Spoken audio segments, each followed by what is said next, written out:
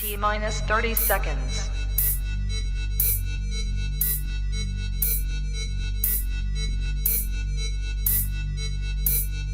T minus 20 seconds.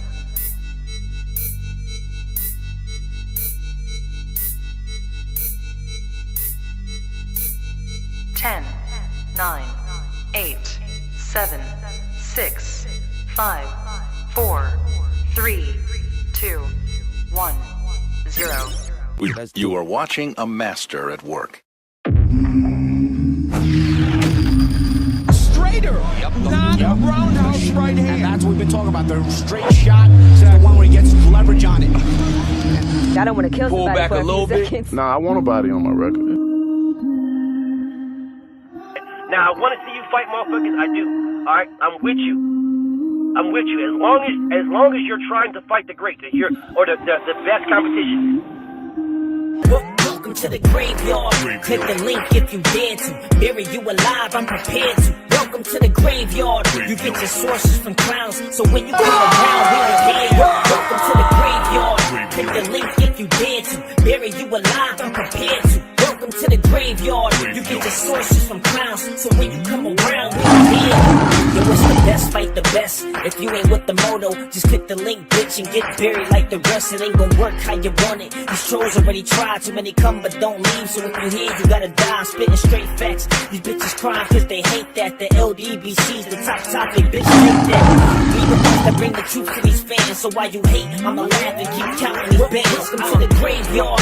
Click the link if you dare to. Bury you alive, I'm prepared to. Welcome to the graveyard. You get your sources from clowns, so when you come around, we don't hear you. Welcome to the graveyard.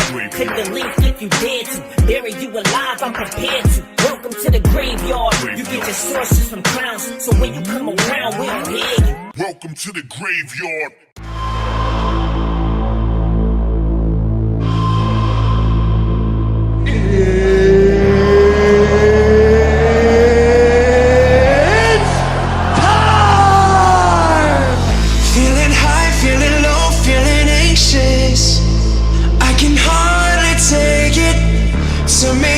Turn me down and back on again. Oh, your silence, I'm going crazy, leaving me confused. I'm trying to get a hold of you.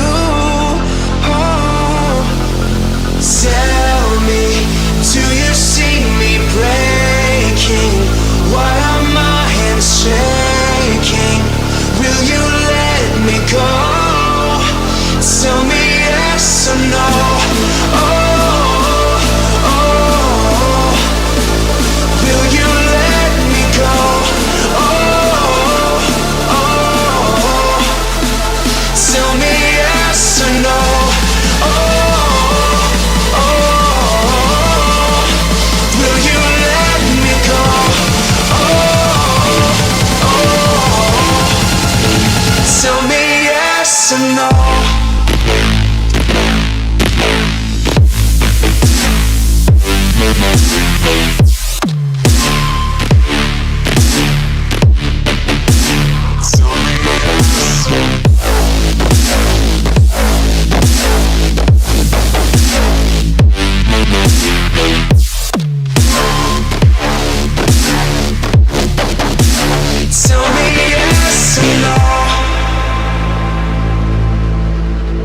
Losing time, losing hope, losing patience. Need to be updated. Turn me down, turn me up and back down again. Oh, your silence, I'm going crazy, leaving me confused. I'm trying to get a hold of you. Oh, tell me, do you see me breaking? Why are my hands shaking? Will you let me go? Tell me yes or no. Oh, oh, will you let me go? Oh, oh,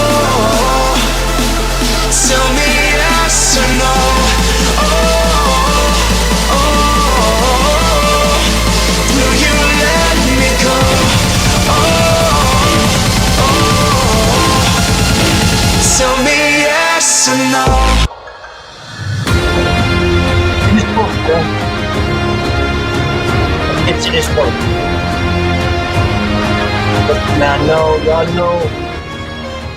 Now, y'all know I shout y'all out. Y'all know I give y'all all the love and respect that y'all deserve. Speak to my family, who might always show me love. My brother Israel show me love. Cashapp, much respect, bro. Much respect to you guys. Listen, man, I want to get to this work. Definitely want to get to this work. So salute to everybody in the building. I see the UK in the building. You know what I'm saying? I see Canada, Utah. I see y'all in the building. I see Detroit, ATL. I see y'all. Jersey in the building. New York. I see y'all. Much love and respect. Texas in the building. Salute. Let's get to this work, though. You know what I'm saying? We got to get to the work. We definitely got to get to this work.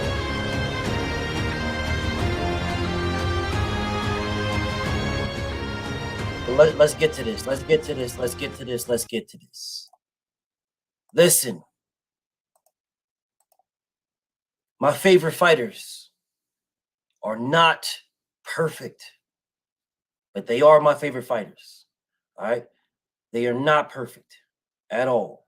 They are flawed as everybody else. They're just as flawed as humans, right? As humans, they're just as flawed as everybody. Let me put them on the screen. Let me put my favorites on the screen. A lot of people can't do what I'm going to do right now, but let me put them on the screen.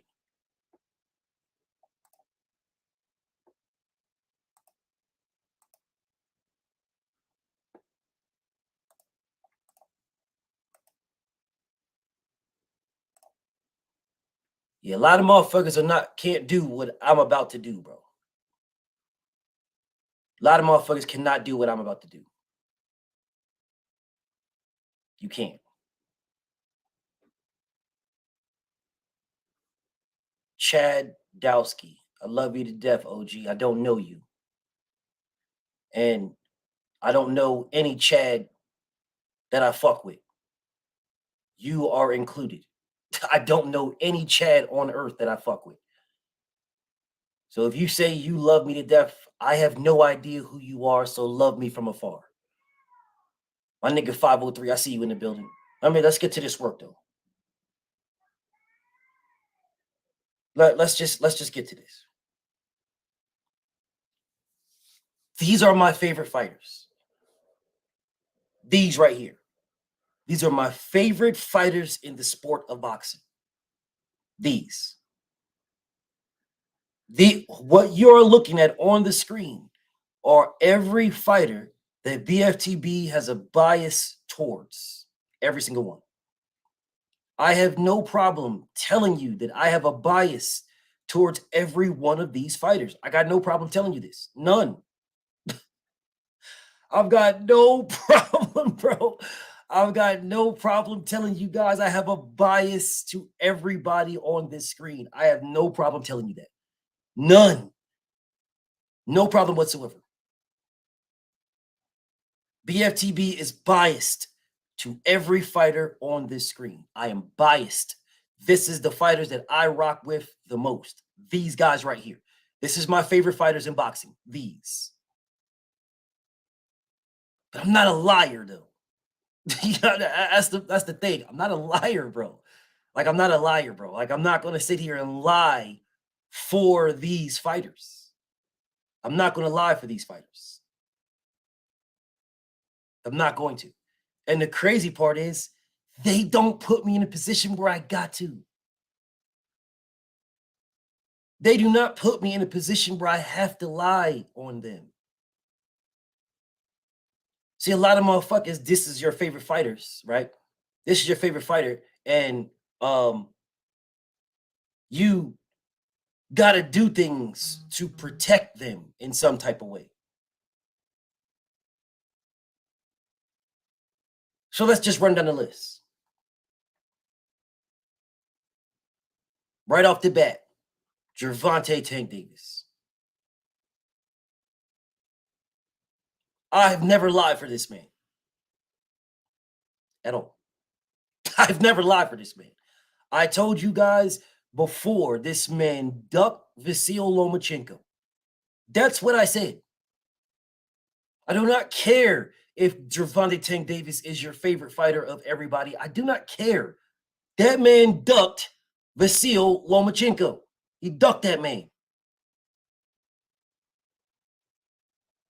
Davion Robinson. I understand your name is motherfucking Gary. I get it. Goodbye, pussy. Oh, you're biased and a racist. Okay. No problem. Now what? Now what? You're a racist, BF. Now what? Now what are you gonna do about it? What the fuck are you gonna do about it? If you're telling me I'm a racist, I'm not gonna sit here. No, I'm not a racist. No. If that's what you think, fine. Now what the fuck are you gonna do about it? What are you gonna do? BFTB is a racist. Now what? Now what are you gonna do about it? Nothing. I'll punch you dead in your fucking face. That's what I would do. Straight in your motherfucking mouth. And I wouldn't even walk off. I'm a racist. That's what you want to say? No problem. BFTB's a racist. You're a racist. Fine. Fine. Fine. This racist would punch you dead in your fucking mouth. And I'd stand right there. Wouldn't even move. That way you know I punched you dead in your shit. You know, when you punch a nigga in the face, they get that look on their face, like that surprise look. Like you can't believe that you just got punched in your shit. And that's when the second one comes through. You're racist. Fine. Well, keep watching me. Keep watching this racist. Keep watching this racist. BFTB, you're a racist because you're black and your top 5 fighters that you like, your favorites are all black. You're a racist. All right, that's what's up. Now find a white man who's all their top 5 are all white, or all black people. This is no shade or disrespect to nobody. But find one. I guarantee you someone in there you'll have a Lomachenko in there somewhere. You'll have a Usyk in there somewhere. There'll be a Tyson Fury somewhere around here. There'll be one. There'll be one, bro. There'll be one. You go in and you find yourself a Mexican who's everybody they fuck with. Their favorite fighters are all black. Find one.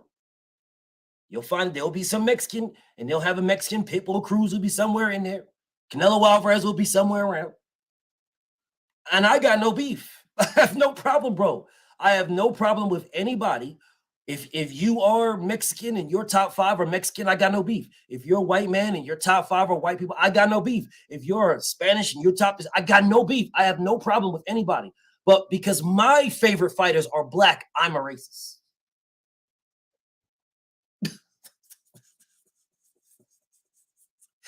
Because my favorite fighters just happen to be black, then I'm a racist. That's what's up. That's what's up. All right, that's what's up. All right, well, you know, if there's a problem, if you have a problem with my top 5 fighters, my favorites, these are my personal favorites. This got nothing to do with your personal favorites or nothing. You can have whatever favorite you want. These are my personal favorites. But because my personal favorites are black, I'm a racist. Fine. Well, tell me that to my face, and I'll punch you dead in your face, and then we can finish our conversation. I'll punch you dead in your shit, and then we can finish our conversation about how I'm a racist.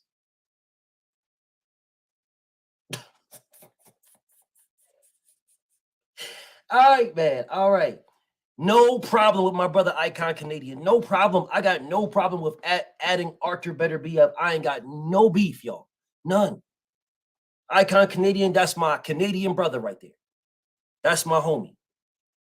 That's my homie.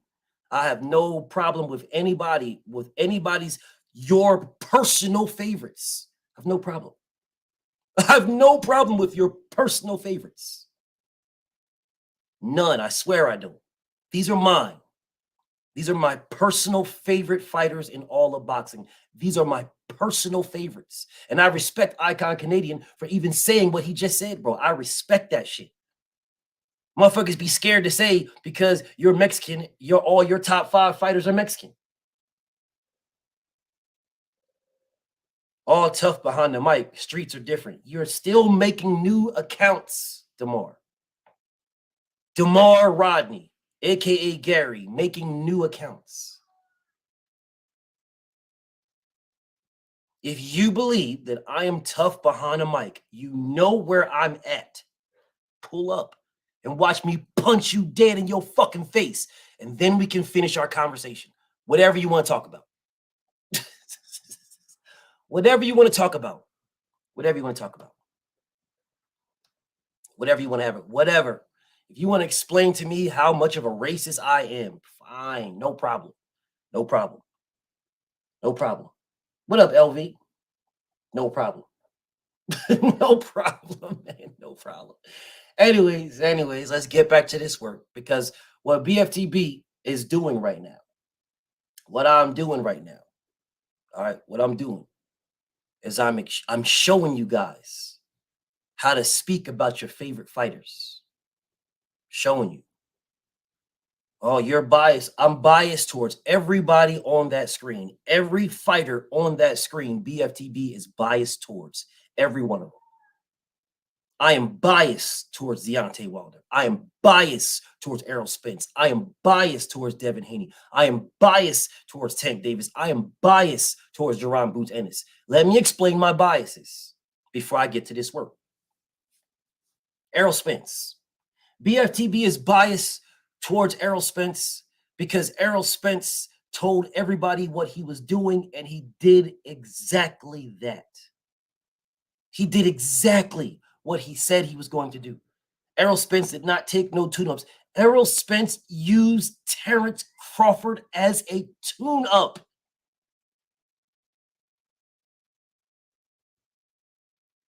Do you guys understand that? So while you motherfuckers is on every fucking video that I do, you just write in the comments, oh, this guy's just mad. He's crying because his boy got beat up. It's the same person with multiple different accounts writing the same exact statement. You're just copying and pasting with multiple different accounts. This guy's sad. This guy's crying. I'm saying, what the fuck are you talking about? What are you talking about? What are you talking about? You're this guy is sad. He's sad because his guy got beat up. He's crying because his guy got beat up. What the fuck? What planet are you niggas living on, bro? This is boxing. Your fighter wins, your fighter loses. Just happens. It happens. I am biased towards Errol Spence because that man told me what he's doing, and he did exactly that. He took 0 tune-ups. 0. That man got in the ring with everybody who was anybody. He risked his O every single fucking time. Every time. You guys discredit this man. You down this man. You disrespected this man. When every time I would say, who are the top guys at welterweight? Who are the best guys? I am BFTB, the best fight the best. Who are the best guys at welterweight? Who are they? We would name the best guys, and every time we named them, it was Errol Spence's competition. That was the best guys. Was Errol Spence's competition. When I said that before he fought Danny Garcia, before he fought Sean Porter, before he fought those guys, those are the names. There was motherfuckers out here telling me, this nigga pussy drunk boxing, telling me that Errol Spence is ducking Ugas. Nigga jumped on my life. Yeah. Why ain't Errol Spence fight Ugas? Yeah. That's what that bitch ass nigga was doing. Jumped in my live stream saying that goofy ass shit. Yeah.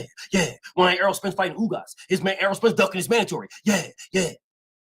That's what motherfuckers was telling me. Ugas. Why ain't Errol Spence fighting Ugas? Why ain't Errol Spence Ugas? My brother Bees. I see my brother Bees. Happy born day to you, King. Salute to my brother Bees. His born day was yesterday, y'all. Happy born day to my brother right there, man. Much love and respect to my brother Bees, man. Happy born day, King. I saw you on IG styling and shining and shit. My nigga was shining out that bitch. I was happy as fuck see my nigga. Bro, be happy to see my brother shine, bro. I'll be happy, even if we don't agree, bro. That's still my brother, bro. I don't fucking agree with my nigga when it comes to Shakur Stevenson, bro. I don't agree, but that's still my brother, bro. You know what I'm saying? I'll be happy as fuck. Like, if I fuck with you, bro, your success makes me happy, bro. Like, I'll be happy like I was there and shit. Yo, I'm looking at my nigga like, yo, that's what's up, man. Like, I was just happy, bro. Like, I was happy, bro. I'm happy for you, King. I hope you had a fucking amazing born day, my brother. I hope you had an amazing day. What's up, Big C? But anyways, let me get back to this. The nigga EJ, bro. You guys, only thing that I see all the time from y'all weird ass niggas, all I see is you writing in my fucking comments, oh, you're sad, you're crying, you're upset, you're mad because your boy got beat. That's all I see. But what you guys don't see, is that if it wasn't for Errol Spence, there would have been no motherfucking fight between Terrence Crawford, bro. There would have been no fight. There would have been zero fight. If Errol didn't give this nigga 50-50, if Errol didn't do a fucking coin flip that's never happened, if Errol didn't do these things, if he didn't do, there would have been no fight. You motherfuckers don't care about that shit. Only thing you care, you just want to see the man lose. You're not a fan of boxing, bro. You just want to see the man lose. You're not even Terrence Crawford fans. Bro, if you look on YouTube right now, simple search, and you look at videos that Terrence Crawford is in, and then you look at people saying Errol Spence breaks his silence. Oh, Errol Spence, even the viewership for shit Errol Spence breaks his silence, it's bigger than Terrence Crawford when he's doing fucking interviews, bro. You niggas don't care about him, bro. You don't give a fuck about this man, bro. You don't care about Bud. You was looking at Bud just to humble, embarrass, beat up Errol Spence. You don't care about him, bro. There's a few motherfuckers that I know that actually cared about the fight. My nigga Big C, he cared about the fight, bro. My nigga, the Queen, bless 365, she cared about the fight. Stephen Nell, my little bro, he cared about the fight. You know what I'm saying? My homie Hardway, he cared about the fight. My nigga Smoke Me TV, he cared about the fight, bro. These niggas cared about the fight. They knew Errol was the goods. They knew Bud was the goods, but they just believed Bud was better, and I can fuck with that. We can disagree on who was better until the fight happens, and then we know. But that's not what the type of time you niggas was on, bro. That's not the type of time y'all niggas is on now. Y'all are just hate. You just fucking hate the man, bro, because he's an unapologetic black man. That's why you hate him. No other reason. He's unapologetic. I can say this. I can say I got a bias towards this man because this man gave me, BFTB, what I asked for, the best fighting the best. He didn't take no punk-ass tune-ups. He didn't go in between. Oh, well, you know, listen, bro, I just fought a tough fight right now. So let me get a couple of fucking Liams on my resume and then fight another tough-ass fight. Bro, if you want to keep it a rack, Errol Spence could have literally been 40-0 before he fought Terrence Crawford. Literally been 40-0. That man could have fought. He could have slid in some counterbands, pause. He could have fought on some Liams. Man, he could have had a couple of these motherfuckers. He could have fought Thomas Delorme his goddamn self. He could have fought motherfucking Crouton Clayton. He could have fought a bunch of these bum ass niggas, bro. He could have fought a bunch of these. A bunch. There's a bunch of these motherfuckers that he could have fought. There's a whole bunch of these motherfuckers that these guys he could have rocked with. This guy could have rocked with. He could have fought a bunch of bitch ass niggas in between. He could have easily did this. Easily. He could have easily, here. Okay, let me see. So I just fought motherfucking Sean Porter. So let me get a couple of Liams. Let me get about 4 or 5 Liams in this motherfucker. Let me do that. Let me get about 4 or 5 Liams. Let me get about 3 or 4 of these motherfuckers in between. Let me get some of these. He could have easily did that. He didn't. You niggas don't give this man respect for that. You don't even talk about that. But let Terrence Crawford fight somebody, be like, oh man, he getting the bag, man. Oh man, he getting the bag, man, getting the bag. He getting the bag. He uses the bag, and the man, he getting to the bag, and blah, blah, blah. Like, come on, man. Yes, Trillion. My nigga Trillion too. Respect to my nigga Trillion.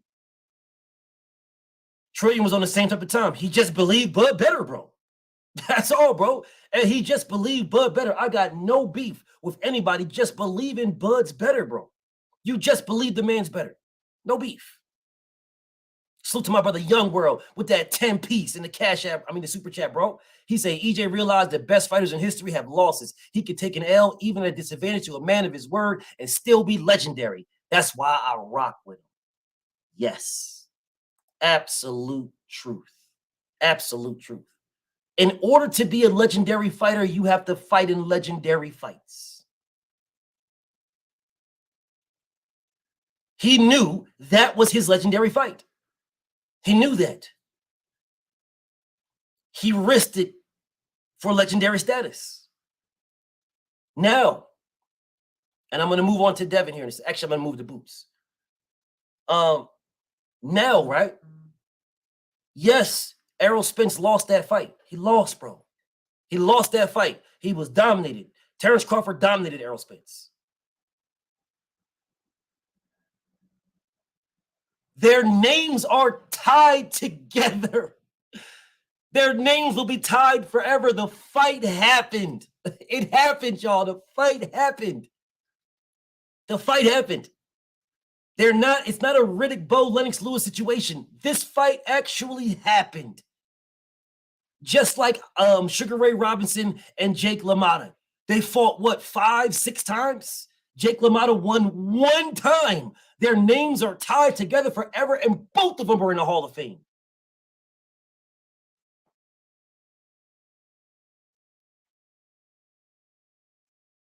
What don't you like about Errol Spence, BFTB? I do not like the fact that this man was not with Blu-ray. I don't. You rock out with the horse that got you there. You don't get to the Kentucky Derby and then switch horses. This is my stance. All right? This is my stance. You don't get to the Kentucky Derby and switch horses. You don't rock with a man who's got you 11 straight knockouts. And then you go with someone else. You do not do this. I can tell y'all this because I'm saying this out of a place of love. I'm telling you, this is what I don't like. I do not like the fact that Errol Spence was on top of his game and then was drinking. I don't like it. I don't. You have a set time in your life, a set time. It's like a fucking match, bro. It's a burning match. And that match can get blown out at any time.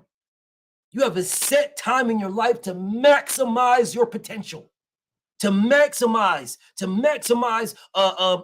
what you can do with what you got, your God-given skills. You have a set time. Now, he's a grown man. He can drink if he fucking wants to. I'm telling you what I don't like. I don't like that. All right? I don't. Because I know that set time, if you are drinking, if you're doing things that's going to hinder you, it's going to hinder you, it's going to put a hindrance on this small time in your life that you can maximize your potential. The small time in your life that he can maximize. This Errol Spence's boxing career is a fucking blink of an eye, a snap of a finger. You have X amount of time when you're professional to X amount of time when you retire.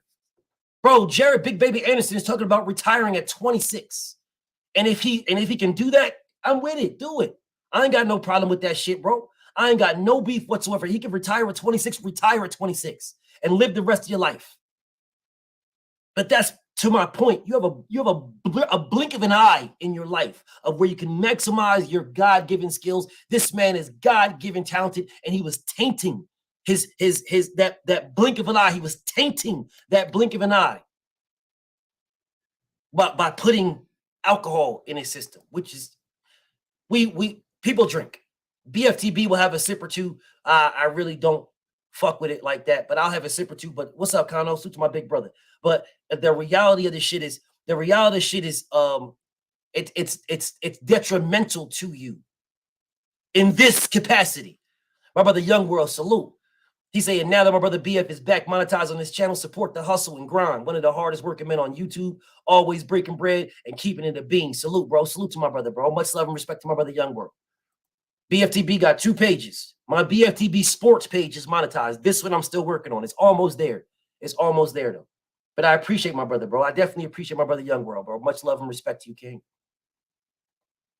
But I don't like this about Errol, bro. I don't like it, bro. I don't. It's you're out here trying to fight the absolute best motherfuckers, and you're putting yourself at a disadvantage by drinking.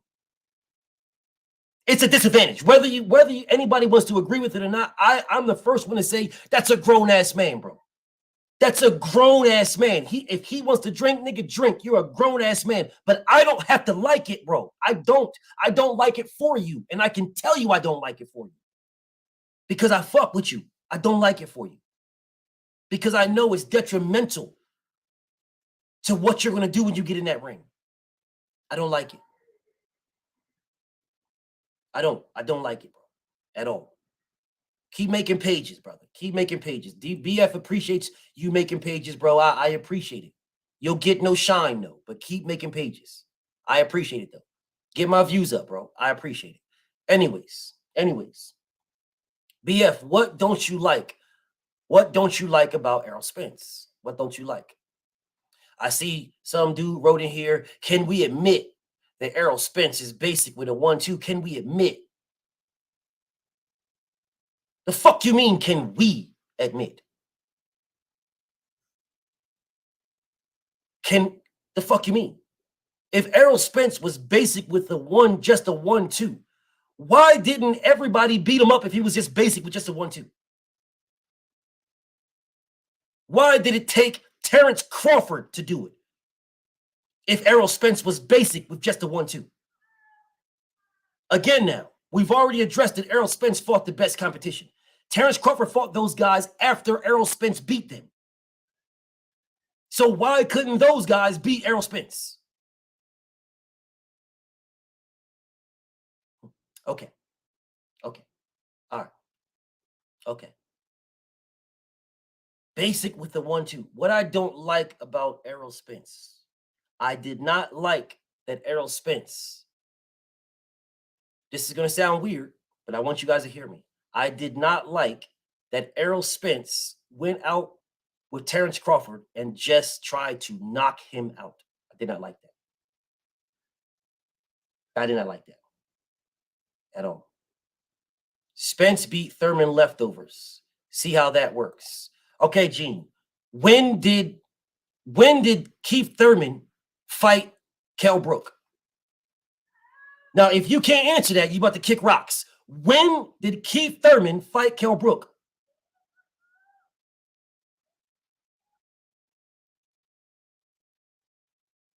Don't time him, nothing like that. I want him to answer this question. Because if you cannot answer this question, you're about to kick rocks. So it's a simple statement. It's very simple. When did Keith Thurman fight Kell Brook? And when did Keith Thurman fight Mikey Garcia? When did those things happen? Okay, all right. He didn't, but he lost to GGG already. Got it. This link is for you, nobody else. Now, this is what you guys want to do. Immediately discredit. This link is for you and nobody else. Do not click this link if your name is not Gene Warren. Gene Warren, click the link. If you do not click the link, you might as well kick rocks. I'm not going to waste my time. I'm not going to waste my time with you, homie. I'm not going to waste my time with you. If you want to talk, we can talk. I ain't got no problem. But you're not going to be writing some goofy shit in my comments, brother, because you fuck with Keith Thurman or you're an Errol Spence hater. It's not going to happen.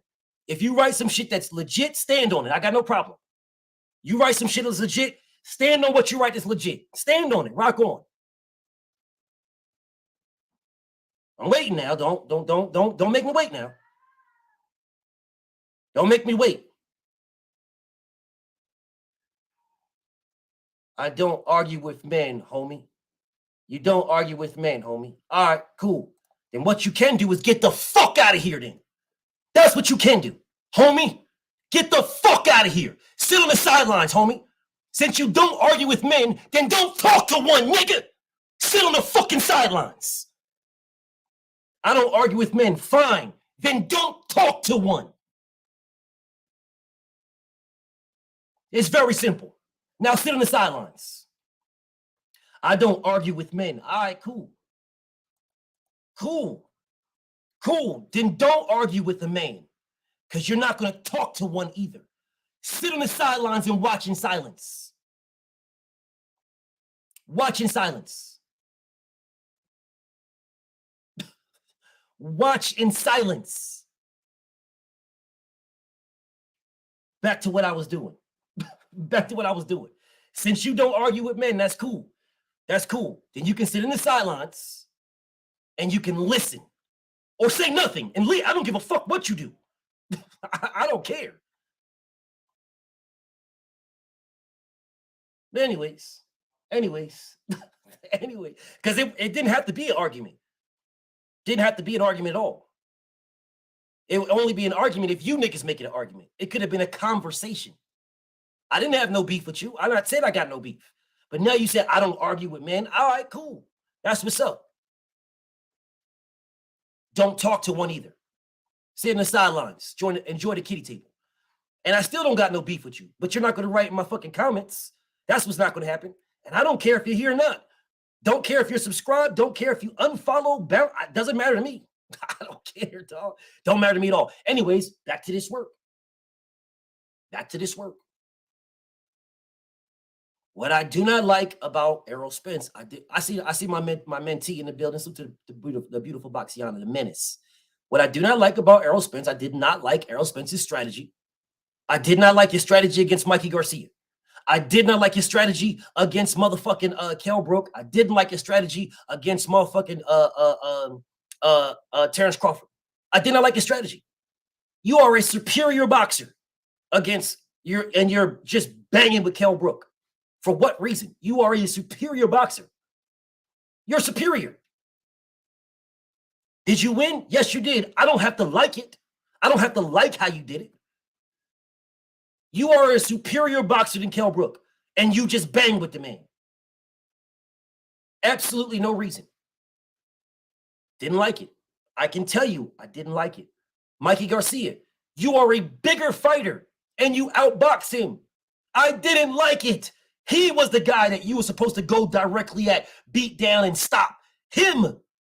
You are the bigger guy. You're just as skilled, if not more skilled, and you're a bigger guy. I did not like that you outboxed him. Did you outbox him? You did. You absolutely outboxed him. Absolutely. 100% outboxed that. You boxed that man's ears off. But Mikey Garcia was the guy, the smaller guy that you were supposed to go in, you were supposed to maul, beat him down, and stop him.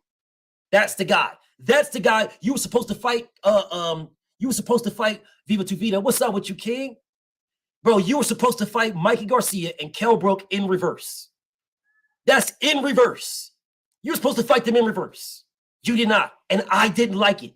Did you win them both? You did. But I don't give a fuck about outcomes. I don't care. I do not care. I do not care at all. I do not care at all. I care about the fight. I can tell you, I didn't like it, bro. I did not like how you allowed Mikey Garcia to live. You should have punished that man. I did not allow how you allowed him to live. I didn't allow how you went in there and just banged with Kell Brook. Bro, you could have fucking end up losing to Kell Brook if that shit would have went to the scorecards because you was giving away your fucking advantages. I didn't like it. I didn't like how you didn't fight Sean Porter the way you fought Mikey Garcia. I didn't like it. I didn't like it. I did not like it at all. The way you fought Sean Porter was the way you were supposed to fight Mikey Garcia. Sean Porter was not supposed to have a fucking chance. You were supposed to box his fucking ears off. The game is called boxing, not the game, the sport. My apologies. The sport is called boxing. It's called boxing. Boxing is the sport. Boxing. You were supposed to box Sean Porter's ears off, not give this man an opportunity for success by sitting there and fighting him in his style. That's stupid. I don't like it. You do not fight a fighter at their style. Styles make fights. They always have. They always will. I did not like that he fought Sean Porter the way he fought Sean Porter. I didn't like it. Didn't like it.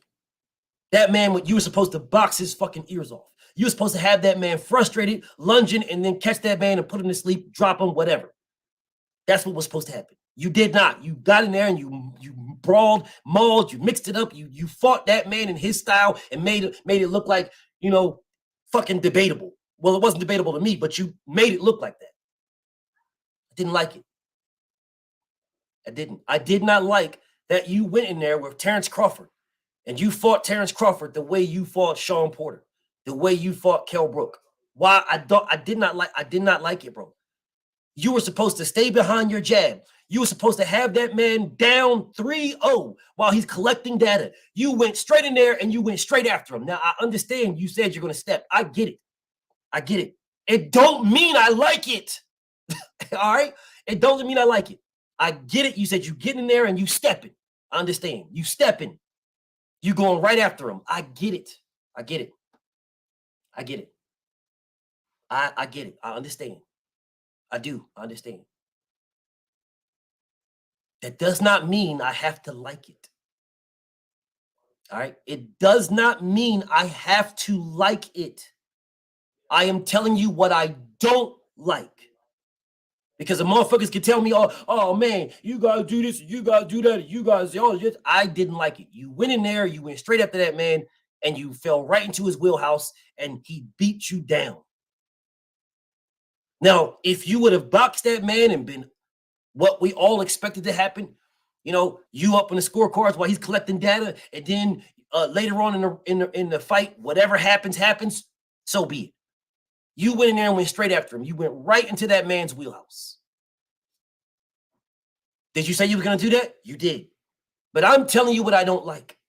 I didn't like it. Didn't like it.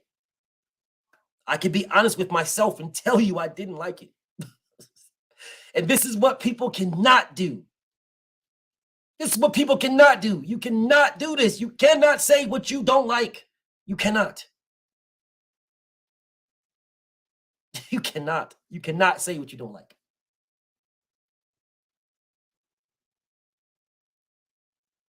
I didn't like it.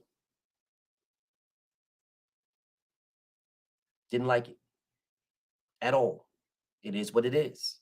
It is still man down, big fish, Team Spence over here. You see the shirt. That's what it is over here. That's what it is. Ain't nothing changed. I'm just telling you what I didn't like. I told you what I don't like. Okay, let's move on. Let's move on. I see the queen in the building. Salute to you, queen. Let's move on now. Let's move on. Deontay, the Bronze Bomber Wilder. I'm going to leave Devin for last. I'm going to leave Devin for last.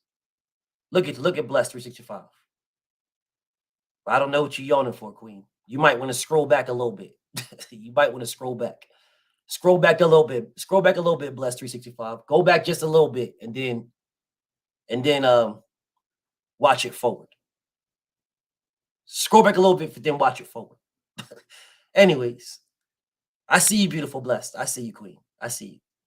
Anyways, Deontay the Bronze Bomber Wilder. It's more than boxing with Champ.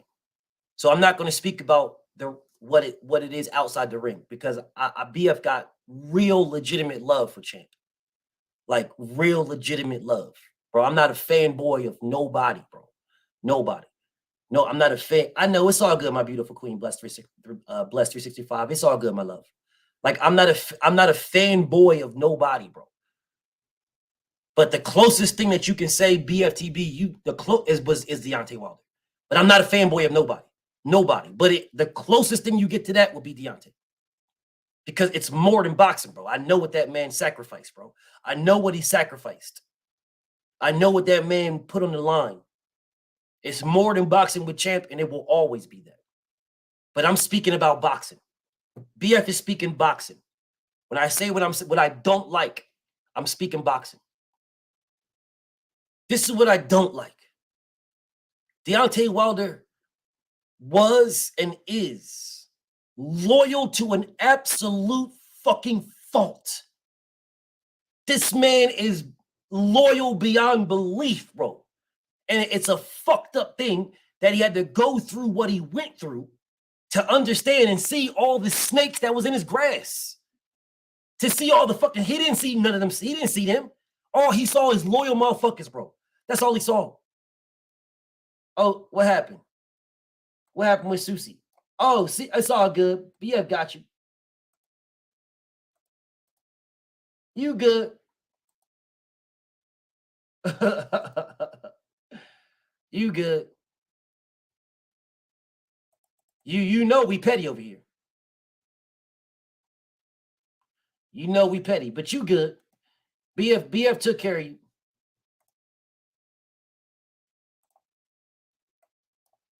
We'll see how long that lasts, but we'll see how long that lasts. But BF took care of you.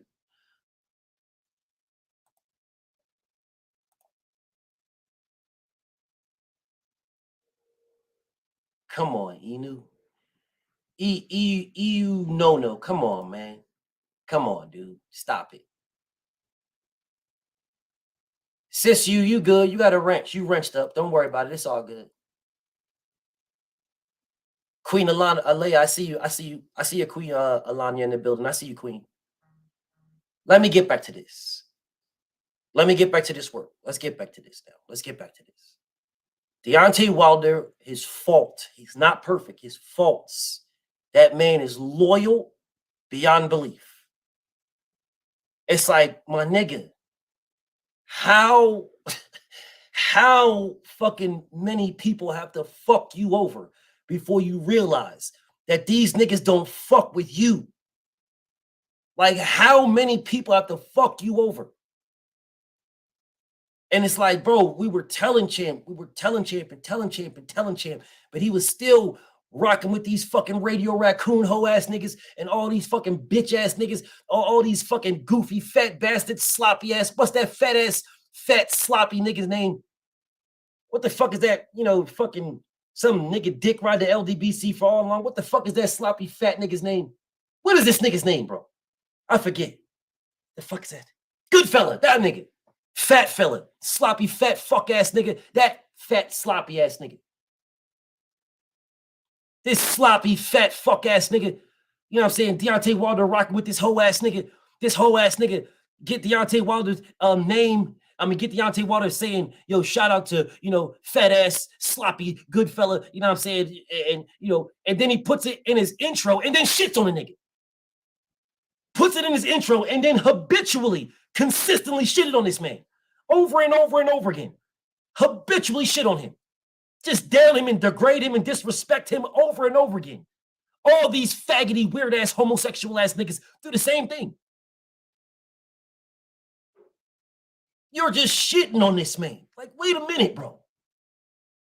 Wait a fucking minute. Wait a minute, bro. Wait a minute.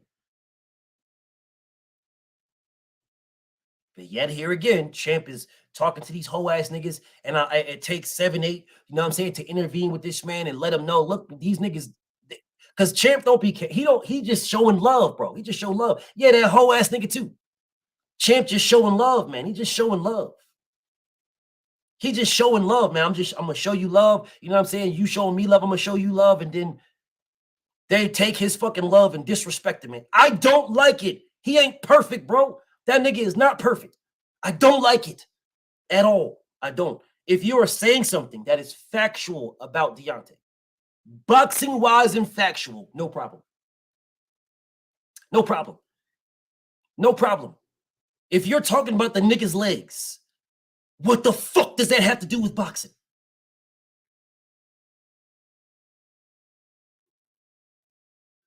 What's that got to do with it? Mr. M Pride, a whole bunch of niggas, bro. A whole bunch of niggas who are right now, the same niggas that shitted on Deontay Wilder all this time, dick riding Joshua, are now shitting on Joshua. They are now shitting on Joshua right now, disrespecting Joshua. Joshua's his heart, he ain't got no heart. Joshua's gone. They're shitting on Joshua right now, bro. Downing and disrespecting Joshua right now. The same niggas who was bigging this nigga up, talking about his commercial value and how many pay-per-views he sells and all this stupid ass shit. And while Wilder gonna take $2 million in a foot long on all this goofy ass shit and half a Slurpee, all these hoe ass niggas are now disrespecting Anthony Joshua.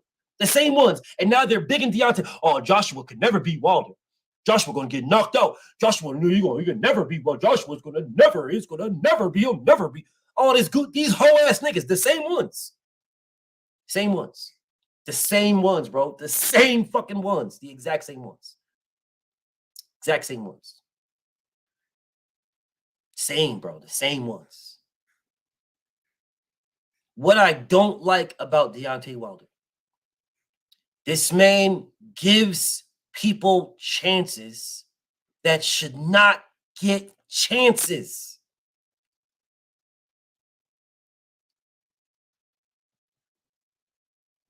Tyson Fury should have never got a fucking chance. Deontay Wilder linked up with Tyson Fury and offered him a shot. Tyson Fury was all cool with everything. Everything was fine. All that talking that he was doing, when Deontay Wilder went to Ireland and shit like that, that was just to build the fight, bro. That was part of the script. This nigga literally stabbed the man in the back, bro. If you would have beat Deontay Wilder fair and square, so fucking what? So Terrence Crawford beat Errol Spence fair and square. That's my stance. I ain't changing it. So what? You lost fair and square. So if Deontay Wilder would have lost Tyson Fury fair and square, so what? So I don't care. Now, do I want him to win? Do I want everybody on this screen to win every single fight? Yes, I want them to win every single fight. If they don't, I don't care. All I care about is that they give me the good fights. I don't give a fuck if they lose, bro. I don't care.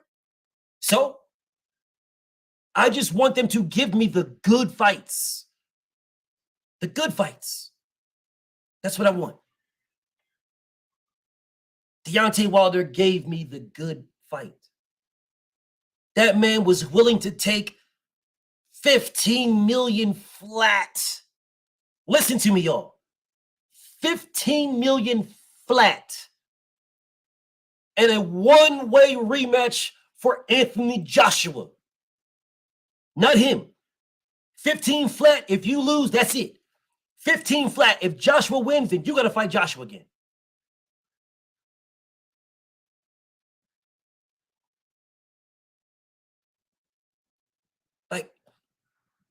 And he was willing to take that?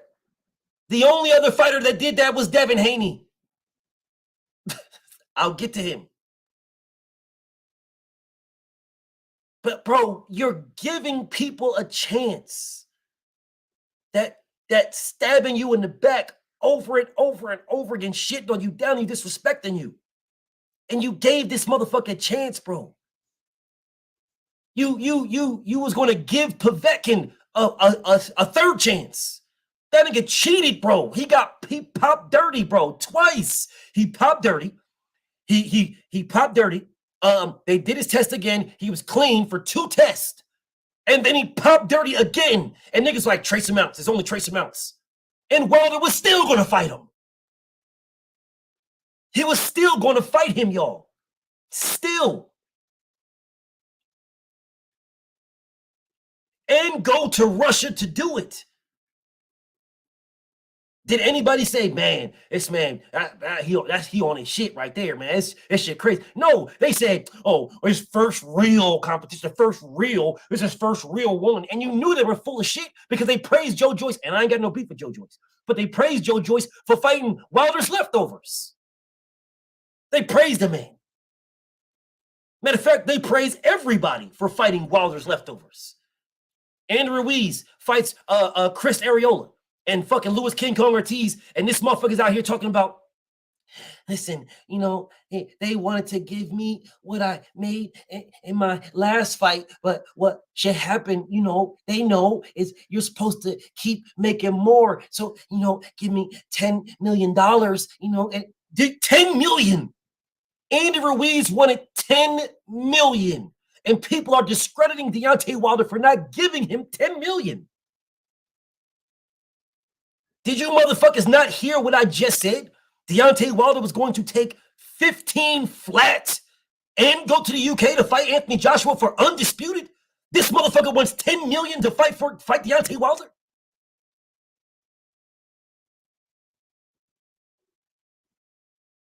$10 million. That's what he wants. $10 million to fight Deontay Wilder. You are nobody. for real. No, Andy Ruiz, man, he's what? You turned down Deontay Wilder because you wanted $10 million. Who are you fighting for this money? Who? Who are you fighting to make $10 million? Who are you fighting? Who? Who are you fighting? Who are you fighting? G-Man Pickle says, BF, let me on, man. You have me blocked. Well, click the link. You're writing in my comments right now, Gary. Click the link.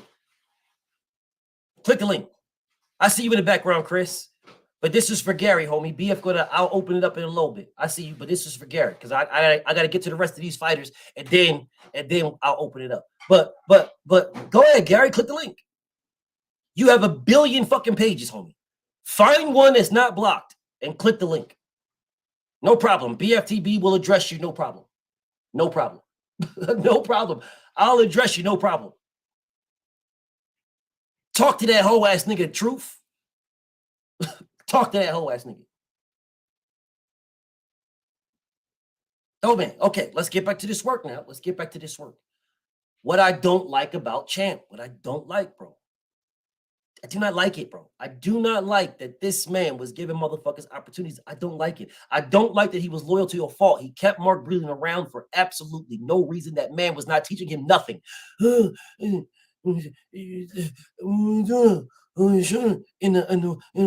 1-2, because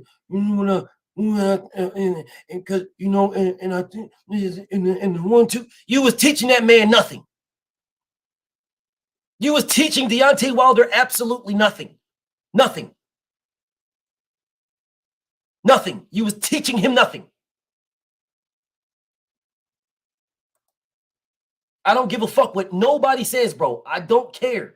You was teaching that man nothing. Absolutely nothing.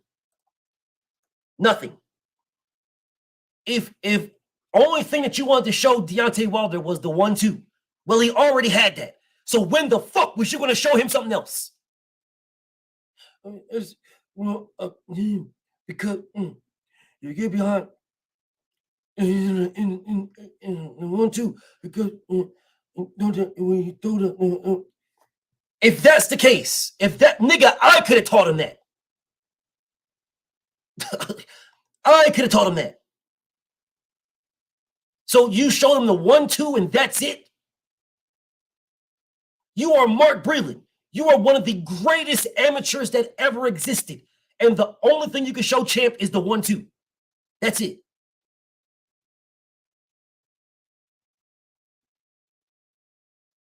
Then maybe you might want to hang it the fuck up from teaching. Just maybe. Oh, nah, that's not, BF. He really, yeah. Well, if Mark Breland is so great at teaching, who's he teaching right now? This is no disrespect to Mark Breland as a human being. But that man spiked Deontay Wilder. No, BF. No, he didn't. Yeah, he didn't. That man said, listen, well, if you go back and you look at the I never gave him any water. You see, you go back and you see and just watch the tape. And nobody, it was never me.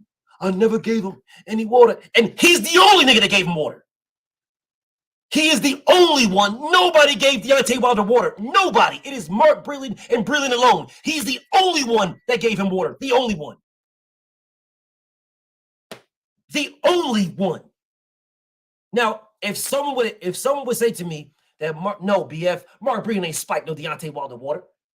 He didn't spike Deontay Wilder water, man. And then I go back and I'm seeing a whole bunch of people. I'm seeing a whole bunch of people that are I see a whole bunch of people that are giving Deontay Wilder water. If I see that, then okay. I'm not going to say Mark Breland spiked that, man. I'm not going to say Mark Breland had nothing to do with it because I don't fucking know. Don't know. I don't know. So I'm not going to say anything.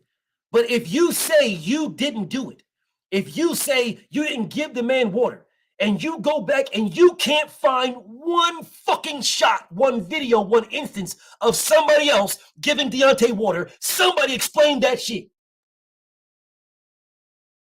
Somebody explain that. Somebody. Anybody explain that.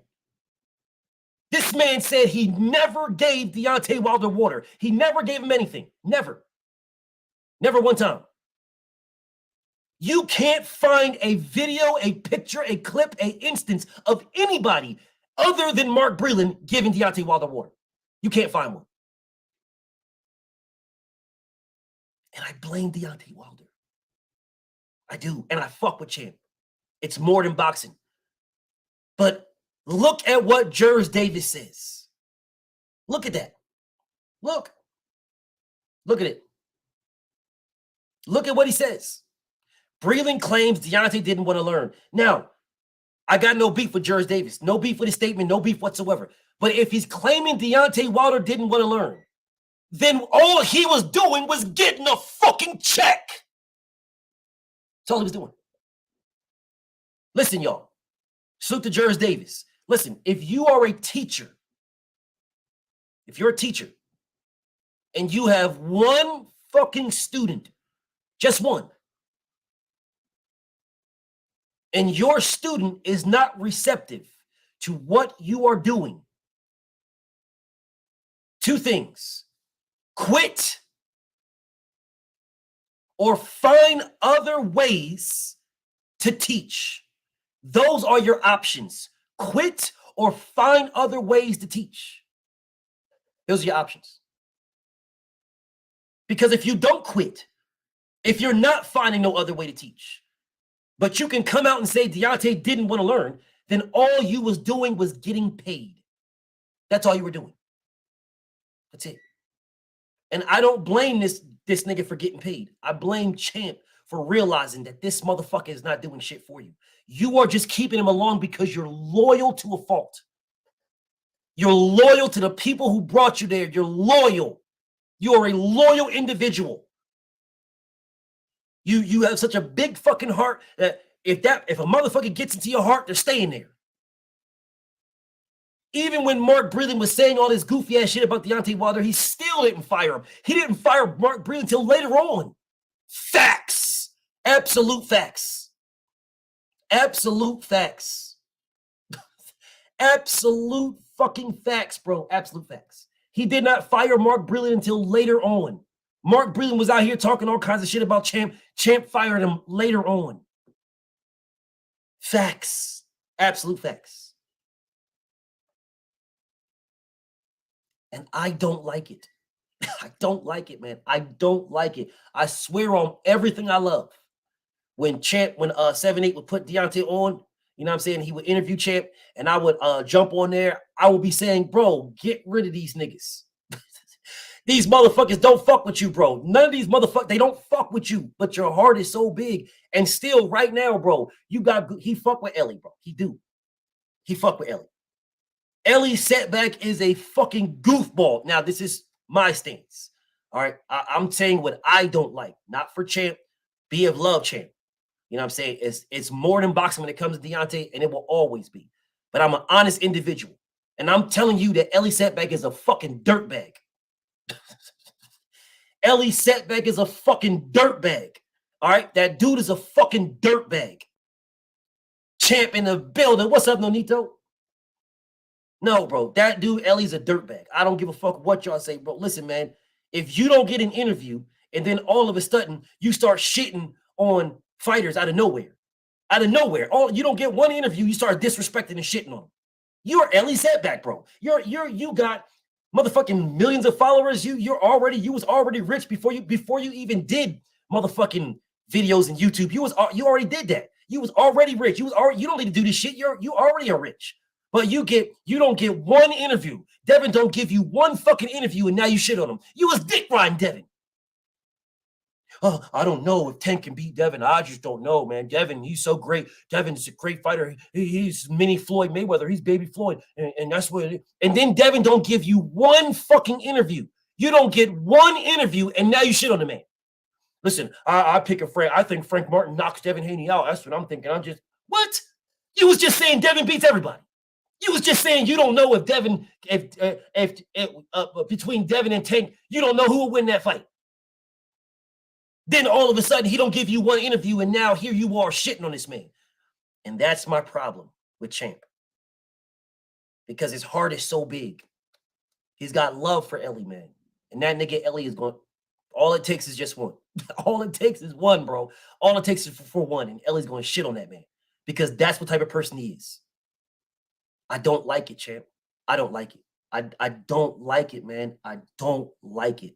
And I can honestly tell you, I don't like it. I don't like it, bro. I swear I don't like it. I don't like it. And I can tell Champ that. And I can tell him that. And I can let him know straight up, hey man, listen, bro, I got legit love for you. I wouldn't give a fuck if you never spoke to me ever in life again. The love that I have is not going to change. And I'm telling you, this nigga is a dirtbag. That's a snake in your camp. I don't like it. That nigga's a fucking dirtbag. All you gotta do is tell me show me once who you are. I'll believe you forever. Just show me once. That's all you gotta do. Just show me once. I'll believe you forever. You ain't never gonna show me again. Never. You don't get an interview and now all of a sudden, nah, bro. Nah. And it's the same thing with Tank. The same thing with Tank, bro. The same fucking thing. Tank Davis and Ellie loves Tank Davis. Loves him. Let Tank not give Ellie a fucking interview. Let him not do that. let him not. Let Tank be like, nah, I'm not. I'm not. I can't. Nah, I'm not. No, I love, bro. I know, Easy Mind. I know. I'm not saying that Ellie doesn't do good work. No, I'm saying Ellie as an individual is a dirtbag. I'm not saying you don't do good work. No, I'm not saying that. Ellie does good work. He does good interviews, bro. He does. He does good interviews. He gets a lot of motherfuckers I'm not talking about his work. I'm talking about him as an individual, and I'm glad you put that out, Easy Man. I'm glad you put that out because I want to make sure I clear this up. I'm not saying that Ellie don't do good work. I'm not saying his interviews with Malik, his interviews with Deontay are not good interviews. I'm not saying that. Bro, I'm not saying that he don't do good work. I'm saying him as an individual. He is a fucking dirtbag. That's what I'm saying. He as a person is a fucking dirtbag. That's what I'm saying. And if you are close to somebody, right, you won't see it because you're close to them. So you won't see it. It'll take somebody else that's close to you to see that. It's like right now, anybody watching me right now, you're watching the screen. You can see my face. You can see my nose, but I can't see my nose. I need to look at the screen to see my nose. Your nose is right here. If you focus on your nose, you can see your nose. If you focus on it, if you focus, you can see it. But if you're just regularly fucking having a conversation, you don't see your nose on your face. It's the same thing, bro. If you are close to somebody, if you're close to them, you don't see your nose on your face. It takes somebody else that's close to you to see that. And I can tell you I don't like it. Again, all I'm doing is talking about things I don't like about my favorite fighters. That's all I'm doing. That's all I'm doing. That's all I'm doing. I'm saying things I don't like about my favorite fighters. Jaron Boots Ennis, one of my favorite fighters fighting right now. All right? One of my favorite fucking fighters fighting right now. One of my favorites. I did not like that shit with Terrence Crawford. I called him out on it. I tell you then, I tell you now. That man ducked Terrence Crawford. He's one of my favorites. I follow that man on Instagram. I follow that man on Twitter. That's one of my favorite fighters. He ducked Terrence Crawford. I can tell you that. I don't like to say it. I don't want to say it, but it's the truth. Motherfuckers will be out here like, nah, making excuse. Nah, BF, he didn't duck him because this. He didn't duck him because of that. Nah, it really wasn't this. Nah, he really wasn't. That man ducked Terrence Crawford. We can be real with ourselves. We can be honest with ourselves. That man ducked Terrence Crawford. Terrence Crawford, they contacted this nigga for him to get a fight. If it didn't have to be David Evanesian, it could have been Terrence Crawford. I mean, it didn't have to, it could have been Jaron Boots Ennis. You cannot tell me.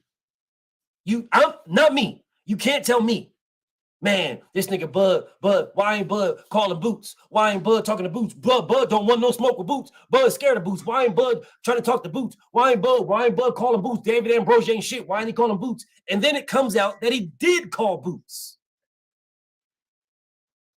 He did. He did call Jaron Boots. He did call that man. And that man and his team was telling me he didn't. I know. I see y'all. I see y'all. I see my brother 817. I see y'all. I see you. I do. I see you. I see. I feel you, brother. I do. I feel you.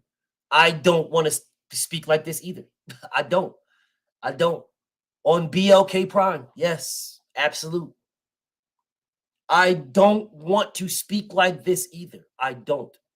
Everybody you see on this screen are my favorite fighters, and I have biases towards my favorite fighters. I am telling you what I do not like. That man ducked Terrence Crawford. I get it, bro. I understand. I understand. I get it. I get it. I get it, bro. I get it. I understand. I understand we don't want to say it. We don't want to say it, and we don't like it. But it is the truth. It is the truth. It's the truth. Now, when we say, was he going to fight that man on BLK, right? When we say that, why would it matter?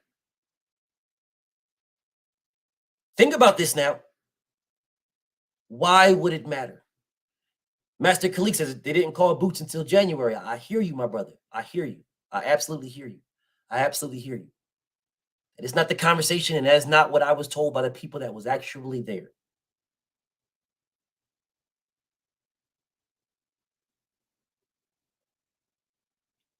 It's not what I was told by the people that was actually there. It's not what I was told.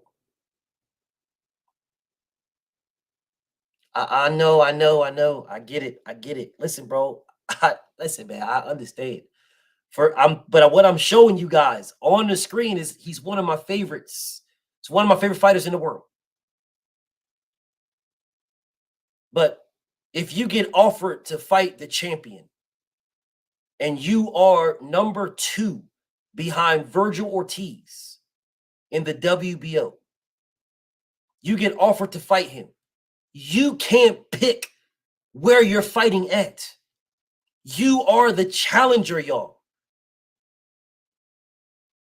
You're the challenger. You get an opportunity to fight for the belt, bro.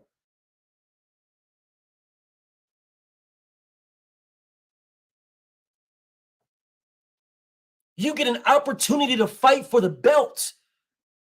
I got my biases. I can tell you my biases. I can put him out there, no problem.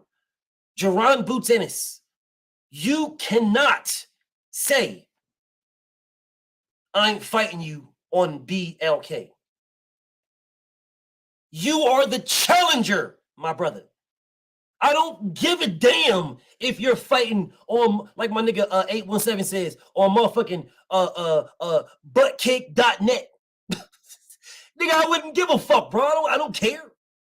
I don't care, bro. I don't give a damn if there's 5 motherfuckers in the crowd. I don't care. I do not care. You cannot tell me that you are chasing down the champions. You're chasing down Errol Spence. You're chasing down Terrence Crawford. I'm on record saying Boots was calling Terrence Crawford out. Motherfuckers like, oh, nah, man, he don't want to fight him. Nah, he don't want to fight. Nah, all Boots ain't worried about no bud. Boots is calling for Errol Spence. Man, how many times did I prove to you guys that Boots was calling for Errol and Bud? How many times did I prove this? Niggas was coming in here telling me over and over and over again, nah, he only called for Errol. Boots only want to fight Errol. I'm like, niggas, is you Bud niggas scared of this man? Are you fucking Bud fans scared? Y'all scared of this motherfucker, man? Are y'all scared? This motherfucker said he wants to fight Bud. He wants to fight Errol. He wants to fight Bud. That's what he said. Nah, he ain't never said that. You ain't never met Dr. Martin Luther King. He ain't never said that. That man said he want to fight Errol. That's all he want to fight. Just Errol. He only fight Errol. I'm sitting here like, wait a minute. I'm showing you videos of this man saying, I want to fight them both. I want Errol. I want Bud. Either one of them. It don't matter. I'll fight either one of them. I'm showing y'all videos. But yet all you guys is giving me is that he only wants to fight Spence. And then when Boots gets a phone call, then it's, and my brother said, it was, oh, they called him in January. Fine, I'll give you that, which I know differently, but whatever, I'll give you that. Even if they called him in January, even if, because if you watch the $1 million worth of or $1 million worth of game podcast with Gilly and them, right? If you watch that, Boots said you could have fought me instead of David Avanesian. That's what Boots said. So if you're saying that they called him in January, right?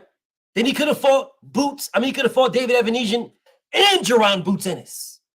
He could have fought both of them before he fought Errol Spence. Any way you look at it, it is not a good look for Boots, bro. And I can call this shit out. He's one of my favorite fighters. That's a bad, bad man, bro. That's a bad man. Bad man. And still right now, I believe he beats all these guys. Right now. I believe if the Errol Spence that showed up to fight Terrence Crawford fights Boots, Boots beats him too. If the Errol Spence that shows up that fought Danny Garcia Ugas shows up, then he beats Boots. And it's just that simple to me. It's just that simple to me. Boots is one of my favorite fighters in the world. That man had an opportunity to fight for a belt where the undisputed fight would have been between him and Errol Spence. It would have been Philadelphia Eagles versus the Dallas Cowboys. Bro, why do y'all think that when Errol Spence versus Terrence Crawford happened, there was all kind of Cowboys in there? Michael Irvin was in there. All kind of Cowboys was in there, bro. What fucking football team does motherfucking Nebraska have? Man, do you realize if Errol Spence and Jaron Boots Ennis fought for undisputed, do you realize how many motherfucking Philadelphia Eagles would have been in there? Do you realize how much bigger that fight would have been marketability-wise? I do not blame Terrence Crawford for that. I blame Jaron Boots Ennis. That's who I blame. I blame Boots because Boots had that opportunity. I blame Boots. Oh, well, BF, that phone call was trash, though. BF, that phone call was trash. Okay, fine. Okay, BF, they fighting on buttcake.net. Okay, fine. No problem.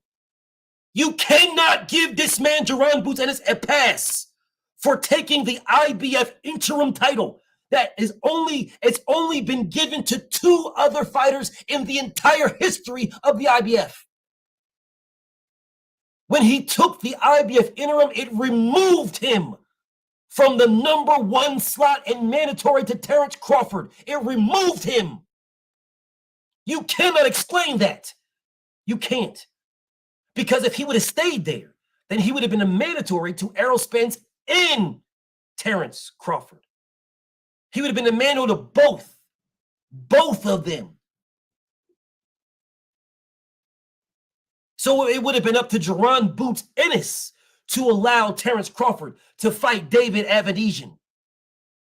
It would have been up to Terrence Crawford. It would have been up to Boots to allow him to do that. If Boots, one of my favorite fighters of all time, not all time, but of this era right now, if Jaron Boots Ennis would have never accepted an IBF interim belt that didn't fucking exist. It's only in the history since the 80s when the IBF belt came around. Since I want to say like 88 or whatever year that the IBF became a major belt. There's only been 2 IBF interim champions. Jaron Boots Ennis is the 3rd.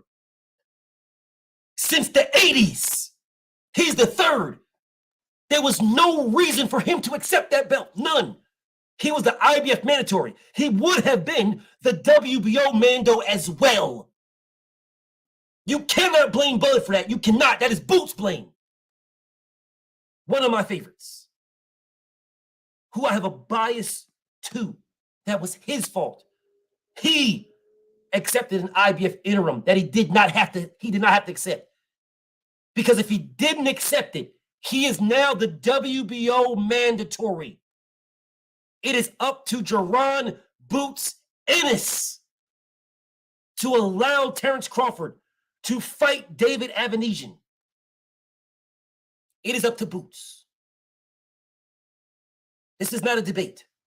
Those are facts. Now, my conspiracy theory, and I'm going to keep it real brief. Jerron Boots Ennis is on the same side of the street as Errol Spence. They have the same team, upper echelon team, the same team. The fight that the bigger marquee fighter wanted was Errol Spence versus Terrence Crawford. That's the fight that the bigger fighter, Errol Spence, wanted. He wanted Terrence Crawford. So what they did was remove Boots from the picture. We're going to give this man, we're going to make him the IBF interim, which removes him as the Mando to Terrence Crawford. That's what I believe. We're going to remove him from the Mando. Because there won't be no pressure for Terrence Crawford to fight as mandatory. There won't be no worries about Boots saying, fuck you, nigga, you ain't fighting David Ambrosio, you're fighting me. There ain't going to be no problem talking about we're fighting on BOK because I'm not going to get made money, make no bread because it would go to purse bid. No, I'm going to take this nigga to purse bid. I'm going to take you to purse bid and let the bigger network win. Now let's see what BLK could do to a PBC. Them motherfuckers will be fighting on Showtime and Fox. That's what would have happened. They wouldn't have been fighting on no BLK. But they removed that. They removed that. And Boots was a part of that. So I do not blame Terrence Crawford for not fighting Boots. I blame Boots. This is my problem with one of my favorite fighters. My problem. One of my favorites. Let's move on. Gervonta Tank Davis. One of my fucking favorite fighters in the world. That man is in my intro. I'm not Mr. Fat Boy, pussy ass nigga, whatever that goofy ass nigga's name. I'm not him. Gervonta Tank Davis is my intro. I call out Tank for the shit that Tank does. I don't disrespect this nigga, and I won't never disrespect this nigga because he's one of my favorites. I've told you guys a million fucking times. So let's make it 1,000,001. Gervonta Tank Davis beats everybody. From 147 and down, everybody not named Errol Spence. And if the Errol Spence that showed up to fight, Terrence Crawford fights Tank Davis beats him. All right? Errol Spence, Jerron Boots Ennis, and Devin Haney. That is over 100,000 fucking fighters that I think cannot fuck with Tank. Over 100,000 professional fighters. From 147 and down, they cannot fuck with that man at all. Niggas get mad at me for picking one fighter in the weight class to beat him. Niggas get mad at me for picking one fucking fighter. One fighter. I'm not saying that all these other guys beat Tank. You don't hear me saying, oh, Shakur beats Tank, man. Frank Martin beats Tank, man. You don't hear me say, I don't say none of that. I pick one fighter. I believe one fighter beats that man. One. And I've explained to you guys multitude times on why. It's not like I just said it and just left it alone. A lot of motherfuckers just say some shit. Yo, man, Shakur beats shit out of Tank Davis. The end. I'm like, what? Explain to me how. What are you basing this on? Oh, man, you just hate Shakur. What? That's your reasoning? Your reasoning on why Shakur beats Tank is because I hate on Shakur? That's your reasoning? And I don't hate on Shakur. I state the facts. You guys call the facts hate. Hold on to the video. Not even on that. Pick one person. One person, bro. One. I believe he beats everybody. He beats them all. I pick one fucking person at 135 to beat Tank, just fucking one. And y'all motherfuckers being here crying to me. Oh, man, come on, man. You know you hate Tank Davis. You just a Tank Davis hater. The goddamn general, my brother. What's up, OG? Oh, man, you just hate Tank Davis because I picked one fighter. Listen, bro, let me tell you what I don't like about Gervonta Tank Davis. I believe Gervonta Tank Davis is one of the best fighters on planet Earth, but he will not be on my pound for pound. He's removed off my pound for pound because he ducked fighters. He ducked Shakur and he's ducking Devin. Oh, man, nah, he ain't. Yes, he did. That nigga said, those are the one. Well, hold on a second. Because I know you're going to come back to me and say, well, no, BF. Tank didn't say it out of his own mouth. His team said it. His team said it, BFTB. And then I will direct y'all to when Tank was being interviewed. And they asked that man, when are you going to retire? And he said, not until I get a couple of names under my belt.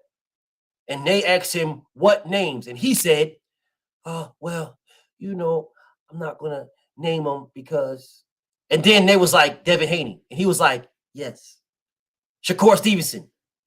No, he mentioned somebody else. They was like, yes. Lomachenko. Yes. And he was like, is that it? He was like, well, you know, there's one more. And it was like, Shakur. Yes.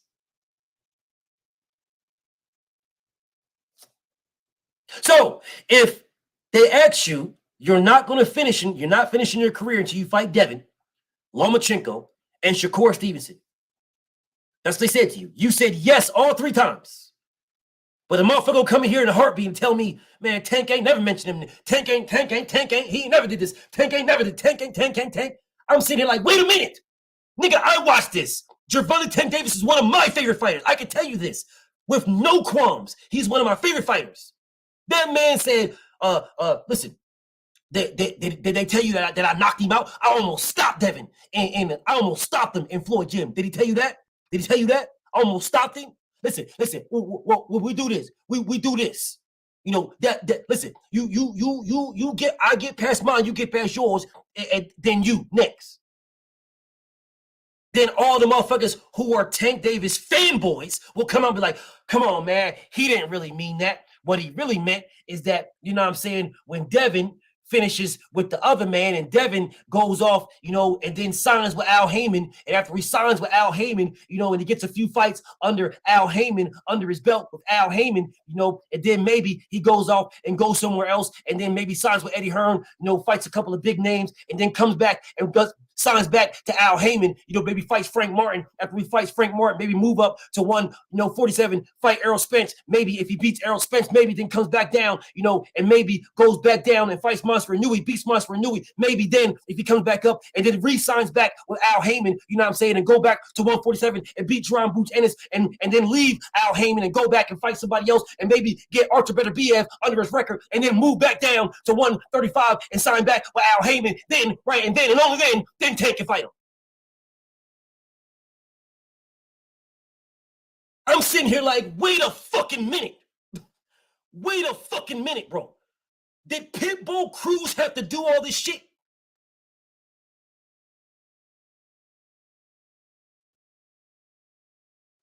Did Hector Garcia have to do all this shit?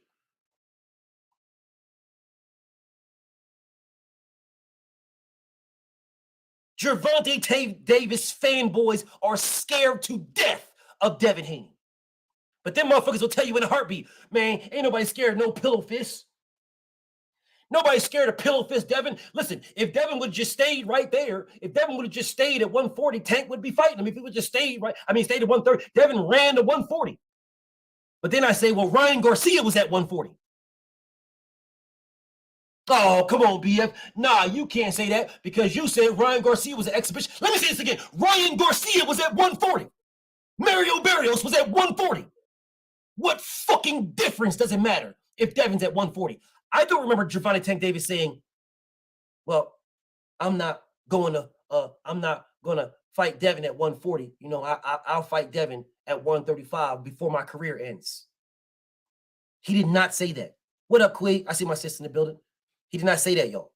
That man was asked who he wants to fight before his career is over with, and he said, Devin, Lomachenko, Shakur Stevenson. That is what he said. That's what he said. That's what he said. Indeed, champ. Yes, champ. Yes, champ. Indeed. And they are about to do a fucking rematch. They are about to do a fucking rematch. Now, I want everybody to understand, this man is not part of my favorite fighters right now because this man is a retired fighter. If I had another label, I guarantee you Nonito will be on there. But he is not on this because he is retired. And he fucking better stay retired because he's done enough for boxing already. It is time for that man to enjoy his motherfucking beautiful family. Let her stay retired. I am a complete advocate for ensuring that Champ stays retired. I'm a complete advocate. He stay retired. You have a fucking beautiful family. You are rich out of your fucking mind. Your motherfucking wife is rich out of her mind. Stay retired. No, if you got an itch to get back into the ring, motherfucking buy one. Buy one and put it in your backyard. I'm saying it right now. I'm a complete ass. No reason. I don't want to see you in the ring and then some fucking goofy ass. They put some fucking goofy ass nigga against you with fucking loaded gloves and all this goofy ass shit. No, fuck that. Nah, I need my champ to enjoy the rest of his life. He's already did what he needed to do. Fuck the rest of it. Fuck all these motherfuckers. Come to the graveyard, champ, and chill over here with us. Come to the graveyard and chill over here with us. Man, fuck Tyson Fury. Well, fuck it, bro. I'm so behind my family. I'm so behind my people that if you was fighting Tyson Fury, nigga, I got bread on you. I got bread on you. Fuck it. Fuck it, bro. Fuck it. Anyways. Let me get back to this. What's up, Kamal? He said that Thurman Duck Ugis. Yes. Anyways, let's get back to this. What up, Bryson? I see you. Salute to everybody in the building. I see y'all in the building. Anyways, let me get back to this. This is my beef with Gervonta Tank Davis. This is my beef. This is what I don't like about Tank Davis. Gervonta Tank Davis should be the undisputed champion at 130. The undisputed champion at 135. Right now, Gervonta Tank Davis should be working on 140. He should be on his third division of undisputed. That's what should be happening right now. What the fuck is we talking about? What are we talking about? Who was fucking with Tank Davis at 130? Nobody. No one. He should have been fought Lomachenko. What the fuck is we talking about? He should have been undisputed at 130. Undisputed. He should have got all the belts and then dropped them. The lineal undisputed champion at 130. That's what he should have been. He should have been the lineal undisputed champion at 135 before Devin even got a belt. Before Devin even got a belt, bro. Devin should have been Tank's mandatory. What are we doing? What are we doing, bro? And motherfuckers is telling me you'll see Floyd Mayweather run around and talk about you can get 20 belts and only make $10 million. Or you can get 2 belts and make $250 million.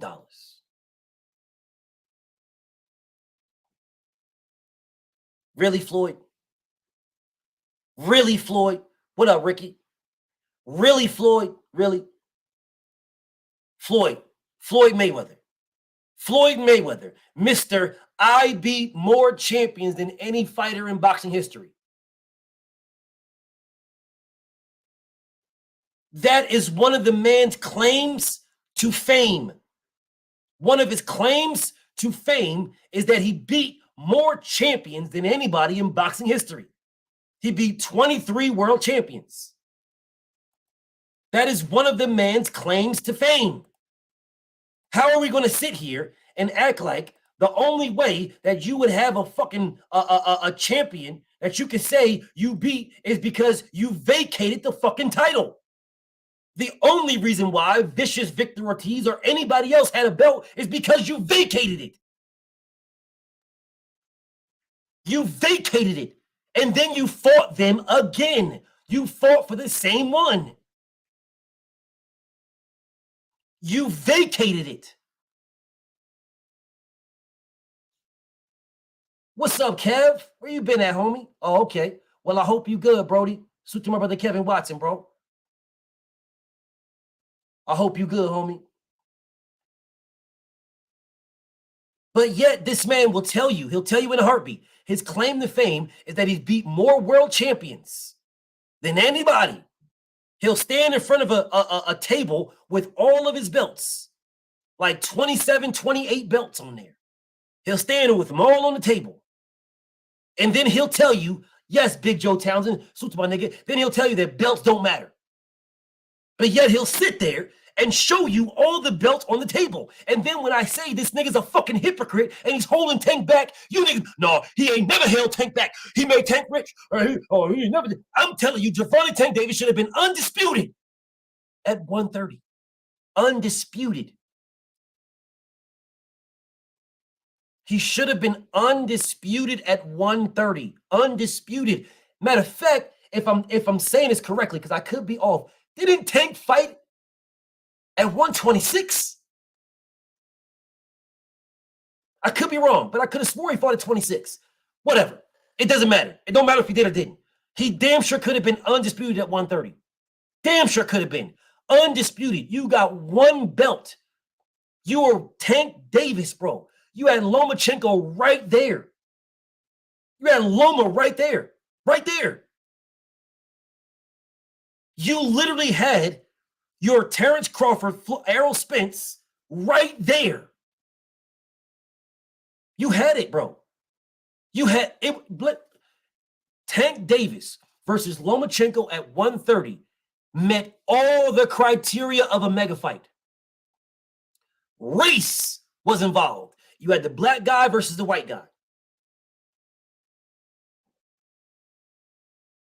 Numbers were involved. You had one guy tied to Floyd fucking Mayweather. Numbers were involved. The promoters, the big ones, were involved. You had Bob Arum on one side. You had Al Heyman and Floyd Mayweather on the other side. You literally had a junior Floyd Mayweather versus Conor McGregor. You had it. You had it. And instead of making it, you threatened the man with it. I tell you what, Tank better shut up. I put him in there with Lomachenko. Listen, he better shut up. You know, hard work. I put him in there with Lomachenko. Hard work. You listen. I'm like, wait a minute. The fuck you mean he better shut up or you put him in there? You better, what the fuck do you mean you better shut up or you're going to put him in there with Lomachenko? No, you were supposed to put him in there with Lomachenko. What are you talking about? That's the whole reason you beat Pedraza and then you beat these other bum-ass niggas to build up to the big fight at 130. That is you and Lomachenko. What the fuck you talking about, bro? What are you talking about? That's the whole reason that you build Tank up, is to put him in there in a mega fucking fight. Lomachenko. This man is saying he wants to fight Lomachenko before it's over with.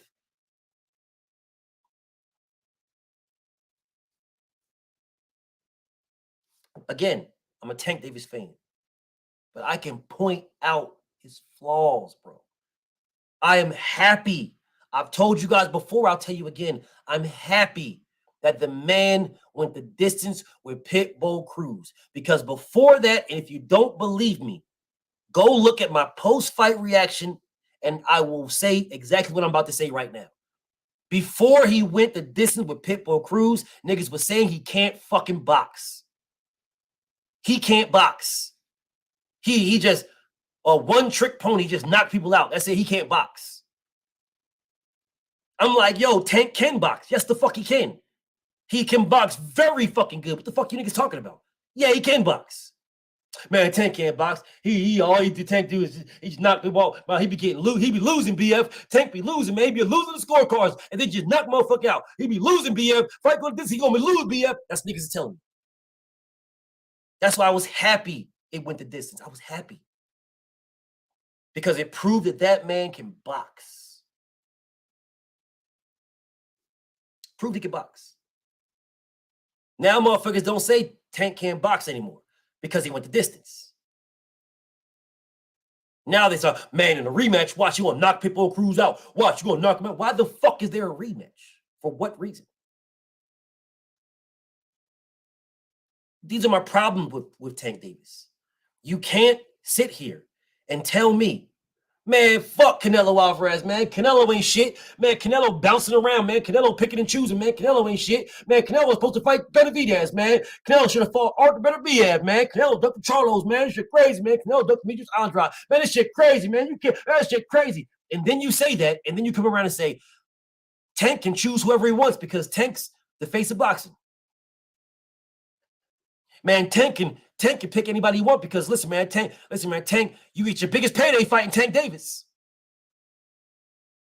You get your biggest payday, man.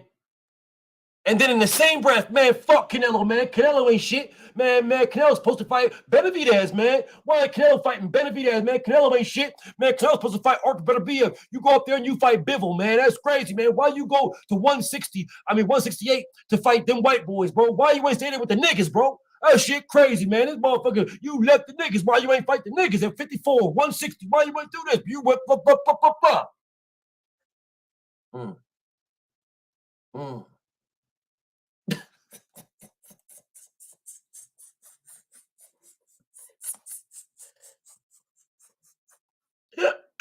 Salute to the champ, bro. Salute to the champ, bro. Yo, he won a shot at his first grade teacher, the Walmart cashier. And the guy checked his receipt on the way out. Yo, stay blessed, though. Peace to the champ, bro. Salute to Nonito, man. Enjoy your meal, King.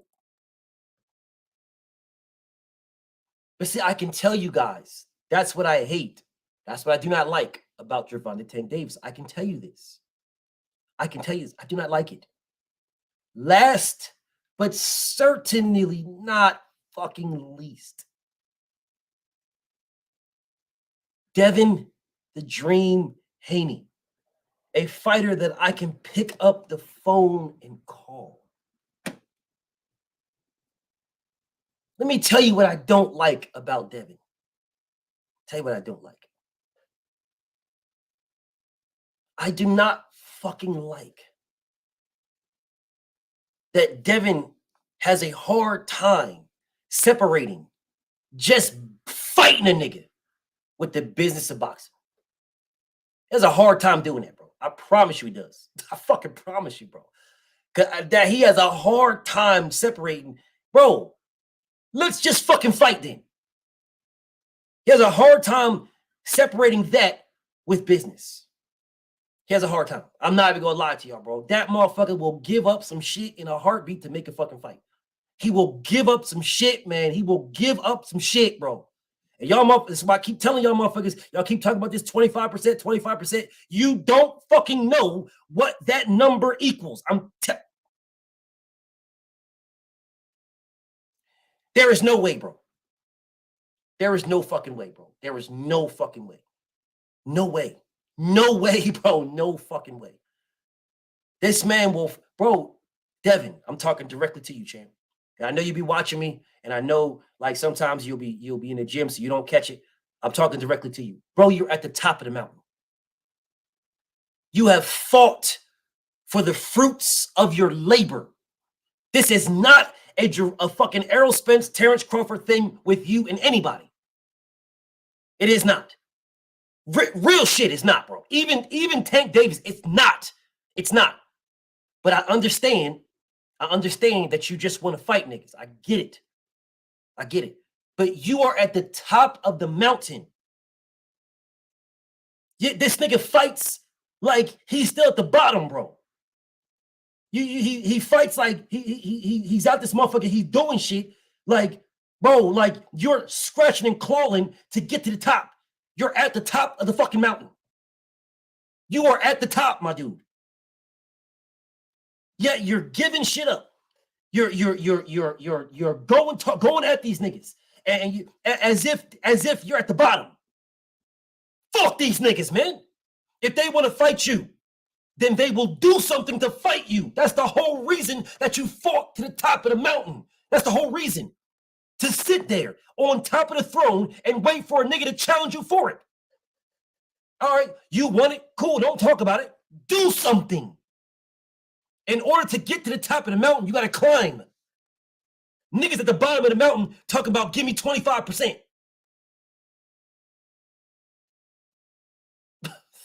Just, you not trying to climb nothing. In order for you to climb the mountain, I got to give you something. And not 25% of a purse, 25% of everything.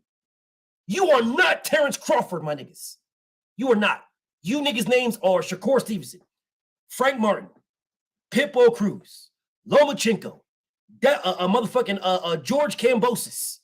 That's you guys' names. That's your name. You are not Terrence Crawford. You don't bring shit to the table. You do not. All right. You do not. I don't give a fuck if if motherfuckers like you because your name is Shakur Stevenson. I don't care. You don't bring nothing to the table. You bring absolutely nothing. Absolutely nothing. Nothing. Your name. That's it. I fuck with Frank Martin heavy. I got mad love and respect for him, but I'm not a liar. Frank Martin brings just his name. That's it. Pitbull Cruz, you bring just your name. That's it. That's it. Lomachenko, you bring your name. You have nothing. George Kambosos, your name. You have nothing. All of you guys bring your names. That's it. You have nothing, bro. You offer nothing. Literally nothing. But Devin be on these niggas like he's fighting for undisputed all over again. I don't like it. I don't like it. I don't like it, bro. I don't like it, bro. I don't like it. I don't like it. I swear I don't like it, bro. I don't. I promise you I don't like it at all. I fucking hate it, bro. I'm not, let me keep it a buck. I fucking hate it, bro. Cause I sit here and I know both sides. I know both sides. Like I know what Champ is doing. I know what Devin's doing. And I know what the public is saying. And I'm sitting here like,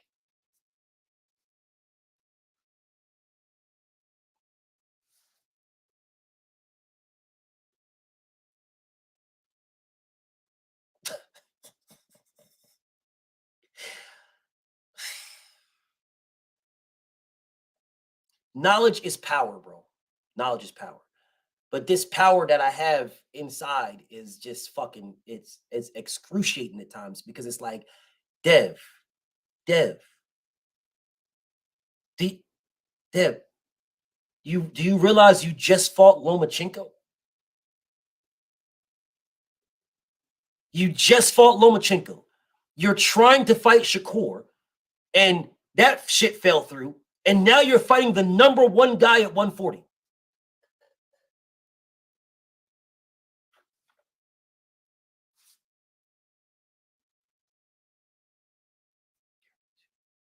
Let me say this again. So you fight Lomachenko. You go to Australia. You fight George Kambosos, where you should have been robbed, but you beat the man so convincingly that they couldn't. You go over there twice. You beat him so convincingly they couldn't rob you. You come back. You fight Lomachenko. Everything is stacked against you. Everything. You beat the man so convincingly they couldn't rob you. They couldn't rob you. Before you even fought Lomachenko, you tried to set up a fourth fight option to fight Shakur Stevenson. They told you no. And then blamed you for not fighting Shakur Stevenson.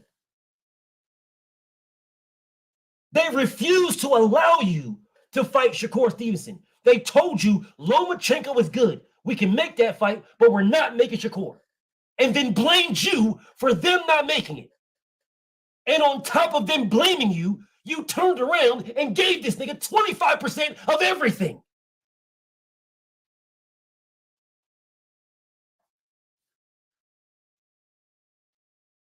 I explained to you guys. I didn't. Terrence Crawford explained to you guys what everything is. I just kept that piece. And tomorrow you're going to see another piece. You're going to see another one tomorrow. You're going to see another one on Thursday and another one on Friday. You're going to see another one. Terrence Crawford told y'all.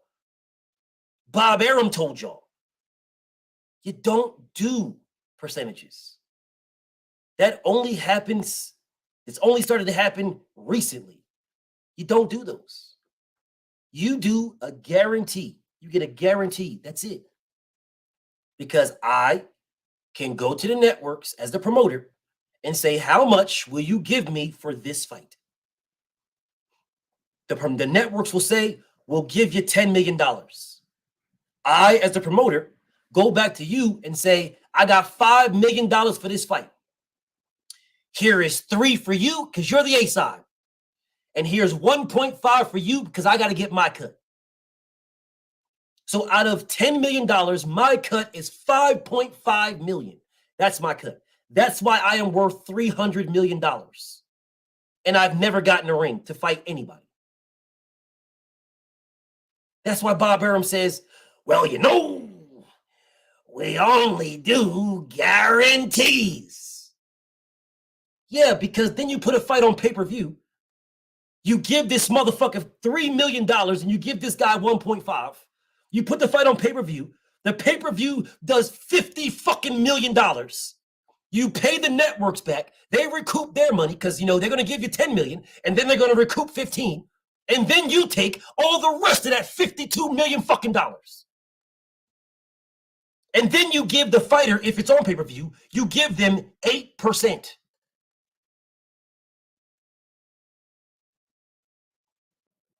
Devin Haney was giving Shakur 25% of everything.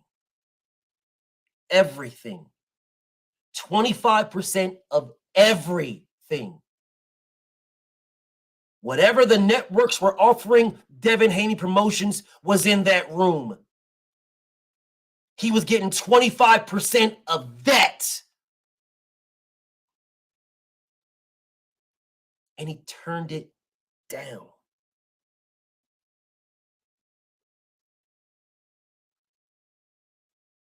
Devin Haney should not have ever offered him that. Just like when Devin went to that fucking fight and the motherfuckers was talking about we not gonna fight because we ain't getting paid. Devin offered and was willing to pay everybody's fucking purses just so that they can fight. Man, who the fuck is doing that?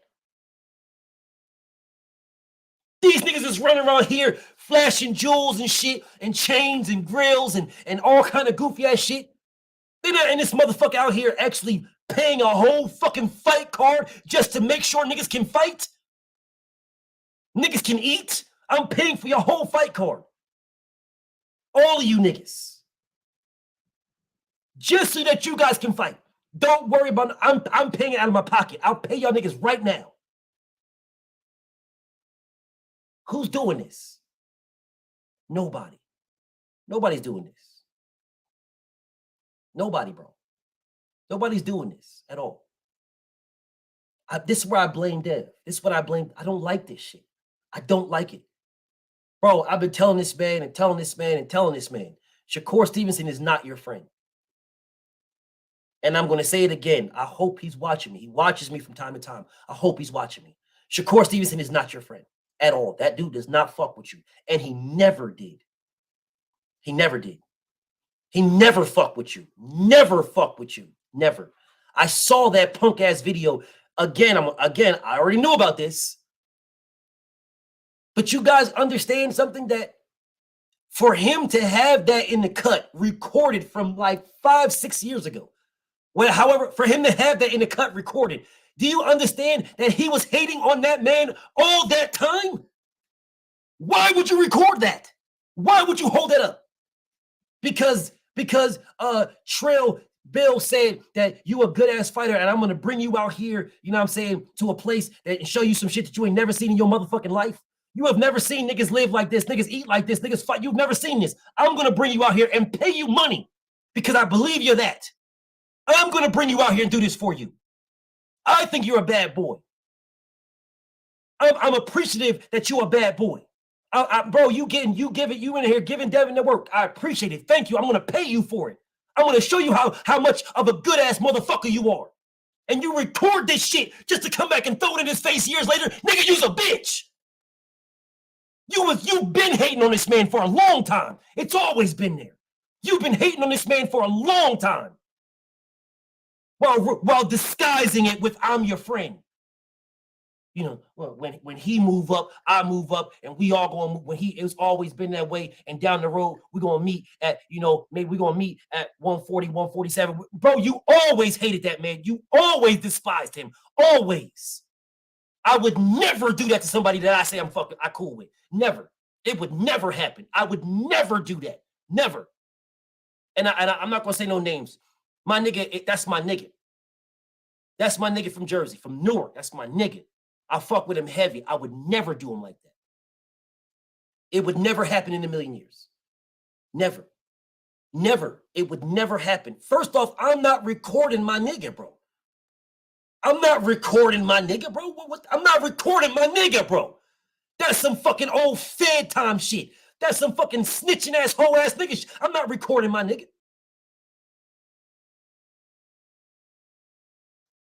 I'm not recording my nigga, bro. I'm not doing it. Not happening. That's my nigga, bro. You are blessing me. You're bringing me somewhere. You're doing this for me. Thank you, man. I'm appreciative. You said I'm the goods. You never turned on me and told me I'm a bitch ass nigga. I'm a bum. I ain't shit. You never turned on me. Never. You replied to me. You replied to me when I told the world that I always got the best of Devin. You replied to me and said, what are you talking about? No, you didn't. You did not always get the best of Devin. No, you didn't. You got the best of Devin at a time, and then he made you quit. Those are two different things. Those are two different things.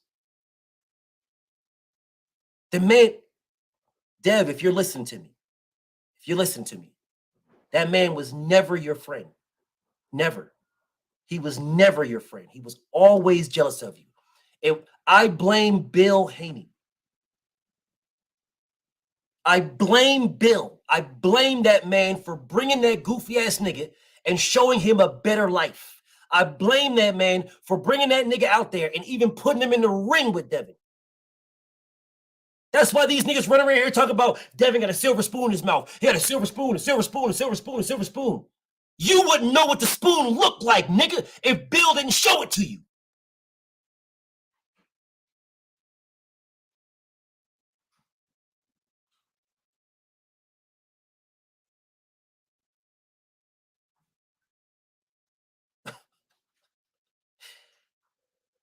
Yeah, you wouldn't know what the silver spoon looked like if Bill didn't show it to you.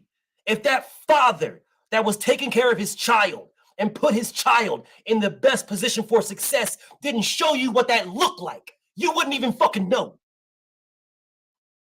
You wouldn't even know. And Devin just like, bro, man, he fight too? Man, this shit is good, man. We can both. I don't got to fight. I don't got to just fight niggas because, I don't like this nigga or this nigga talked about my mom or talked about my dad. Now I want to fight this nigga. Like, nah, he just boxed. This is dope ass shit. So I got somebody that just boxes too, man. This is dope. Then you take the liking to this nigga and you think this nigga's your friend, and he was never your friend. He was always envious. Always. He was always envious. Always. He just got an opportunity to show it, and now he's showing it. Always. He had an opportunity to show it, and now he is. I blame Bill Haney for showing a nigga a better way. Bill Haney. It's Bill Haney's fault. Because that man had a blessing and shared it. It's Bill's fault. It's Bill's fault for not being a greedy, stingy ass nigga. I got a blessing. Nigga, I'm down with these niggas. I know all these OG niggas, these millionaire, billionaire ass niggas. I know all these niggas. These niggas know me. I can go to this nigga's house. I know Jay Prince before you knew Jay Prince. Nigga, I can go over here and talk to that nigga. I can talk to that nigga. These niggas know me. They're calling me. Floyd's calling me to bring Devin over. Let me show you what this looks like. I blame him for showing a man, a child, another child, what it looks like for success and putting planting that seed of success in someone else. Let that sink in. Because that man was not stingy, greedy, and fucking selfish. He did not teach that to his children, and he didn't show that to Shakur Stevenson. He was not stingy. He was not greedy. He was not selfish. I blame him. I blame Bill for not being stingy, greedy, and selfish. And even to this day, he is not stingy, greedy, and selfish. To this day.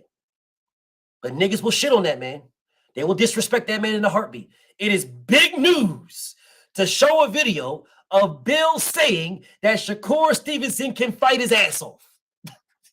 That is so big news. Exposed. Leaked video of Bill saying Shakur is good as a motherfucker. Leaked video. Let's expose the video of a man who don't need to praise a bitch ass nigga. Nobody. He don't gotta praise anybody but Devin. But let's breaking news. Leaked videos. Exposed. Bill Haney says Shakur's a bad motherfucker. As a little child, he was saying that. As a child, he was saying Shakur's a bad motherfucker. As a child. I do not like that. I don't like Bill giving you niggas interviews. I don't like it. I'll tell him to his face, I don't like it. Because you niggas don't talk to him and say, man, damn, you're on the inside.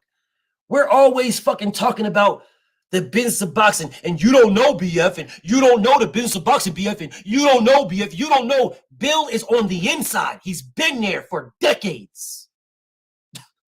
For decades. That's where he lives at. He lives there, in the inside of boxing. All the people that you motherfuckers talk to, y'all rely on them. Mike Cappinger, Kevin Iole, Steve Kim, all these bitch-ass niggas that y'all rely on, they get their information from him. He's an insider. But every time he jumps on somebody's lives or jumps on somebody's videos or whatever, y'all don't ask him shit like that. You ask him shit to try to get gotcha questions. Let me get this gotcha question. Did you say Shakur Stevenson was good? Waiting for him to say, nah, Shakur Stevenson's a bum ass nigga. And he never does it. He just, nah, Shakur's good, man. He always been good. And y'all motherfuckers like, womp, womp, womp. You don't bring Bill on to ask Bill about the inside. Can you talk to me about the behind the scenes shits of boxing? Let's talk about the behind the scenes shit. Can you enlighten it? I know you can't do too much because, you know, it's going to start fucking up your shit. But can you enlighten us a little bit about the behind it? You don't talk to this man about that. I do. You don't talk to Devin about that. You don't say, hey, Devin, man, what is this right here, bro? No, you say, Devin, man, Shakur,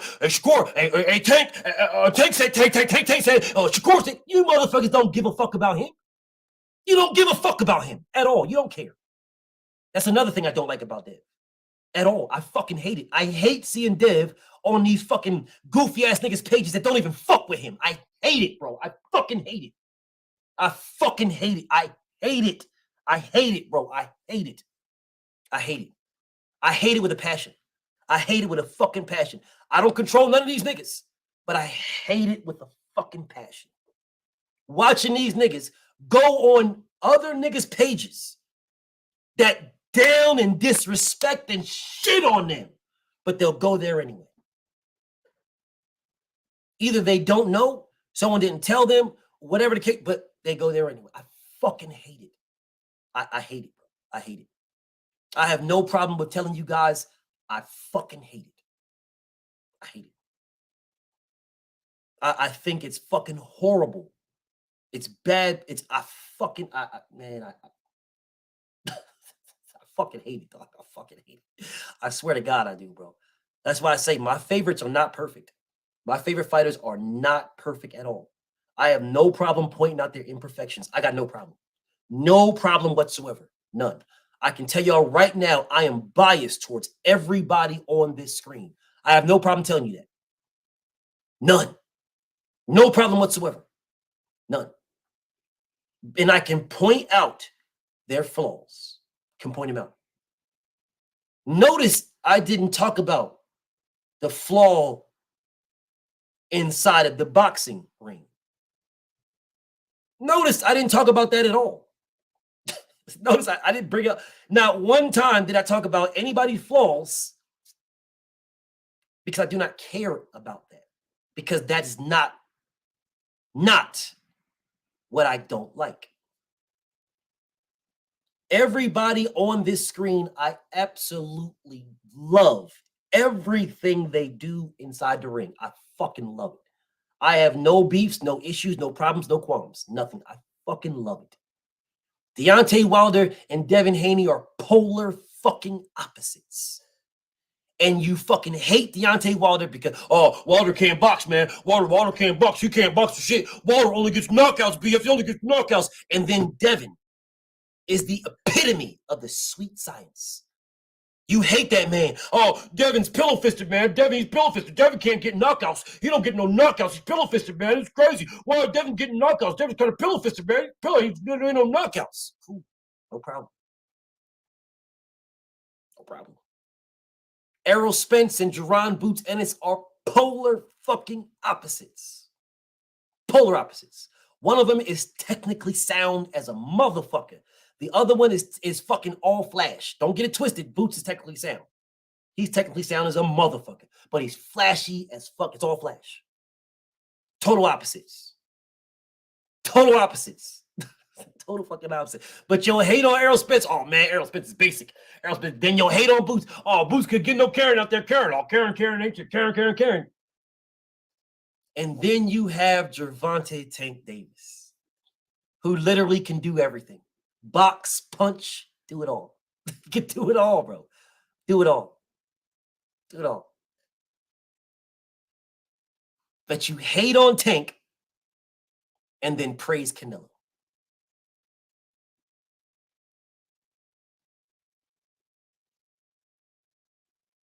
You hate on Tank and praise Canelo.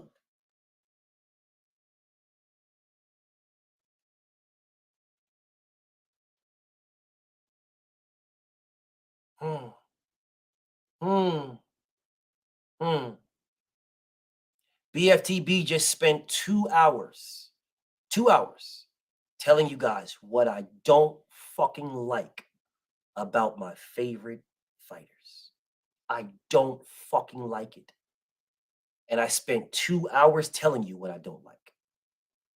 Now, tomorrow when I go live, you'll see motherfuckers telling me, or even in this fucking video, you'll see motherfuckers in the comments of this video, or in the comments of my morning grind tomorrow. You'll see motherfuckers in the comments saying, oh, he's just crying and sad because Errol Spence lost to Terrence Crawford. He's crying and sad. You'll see it. You'll see it, bro. You'll see it in the comments. You'll definitely see it. You'll see it.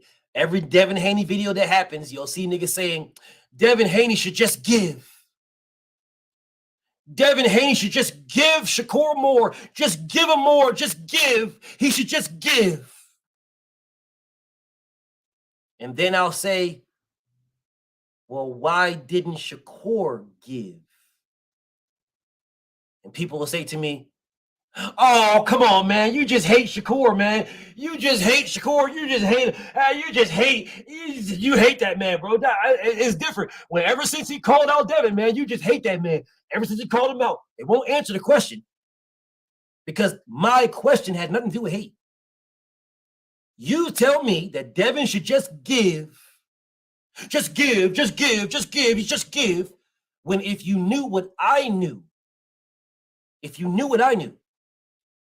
then you would be like, what the fuck, bro? Don't worry. Terrence Crawford's going to tell y'all. Don't worry. Terrence Crawford's going to tell y'all. Don't worry. He'll tell you by the end of this week. He'll tell you. Don't worry about it. Don't worry. Don't worry, bro. All you got to do is watch BFT Morning Grinds this whole week. Terrence Crawford will tell you about it. He'll tell you. But I'm sure you won't listen to him either. I'm sure you'll just write in the comments, although Terrence Crawford is telling you, and I'm specifically telling you, I'm showing you and telling you, don't matter. You'll just be like, oh, man, this guy is crying because he beat Spence. You don't care what's said. You don't care, bro. You don't care at all. None of that shit matters.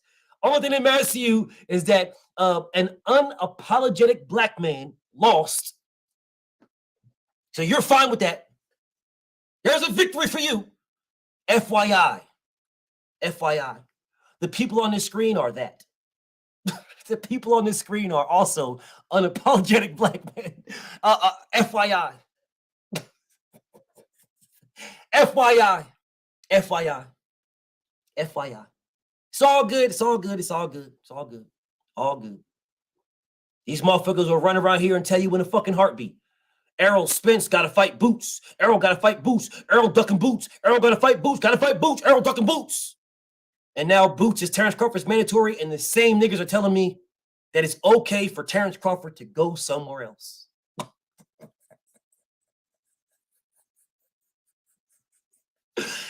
I'm telling you motherfuckers, listen, bro, Errol Spence's biggest payday, his biggest fight is not Terrence Crawford. That is not his biggest fight. That is Terrence Crawford's biggest fight. Errol Spence's biggest fight is Canelo Alvarez. I've been telling you guys this for fucking years. Years. While Terrence Crawford was telling y'all, he ain't fighting no Canelo Alvarez. Canelo too big, he ain't fighting him. But now, Terrence Crawford's talking about fighting Canelo Alvarez at 168. So it was. If Errol Spence fought Canelo Alvarez at 160, then he was ducking Jaron Boots Ennis. But Terrence Crawford can fight Canelo Alvarez at 168, and he ain't ducking Boots.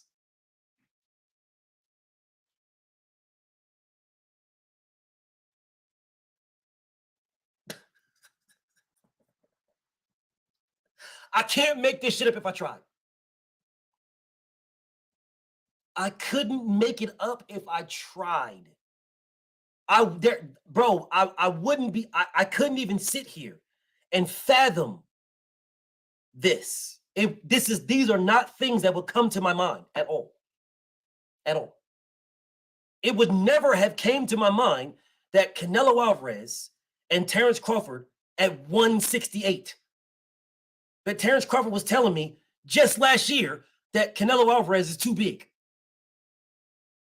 Just last year that the Canelo Alvarez talk with Errol Spence is a price out. Is a cash out.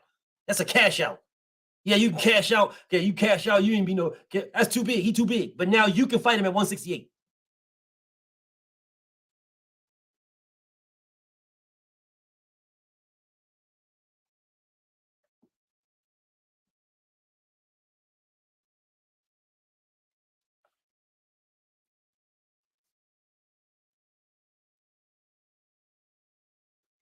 Errol is fighting in a rematch with Bud, yes.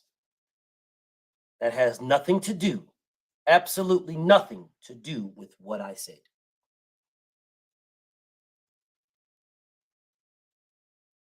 Absolutely nothing. But again, these motherfuckers crucified Deontay Wilder for years. They crucified this man. They slaughtered this man. They disrespected this man. They downed this man over and over and over and fucking over again. Nothing but disrespect. Nothing but slander. Salute to my brother X, my homie L Burns in the Cashapp, bro. Much love and respect to y'all, bro. I appreciate y'all in the Cashapp, man.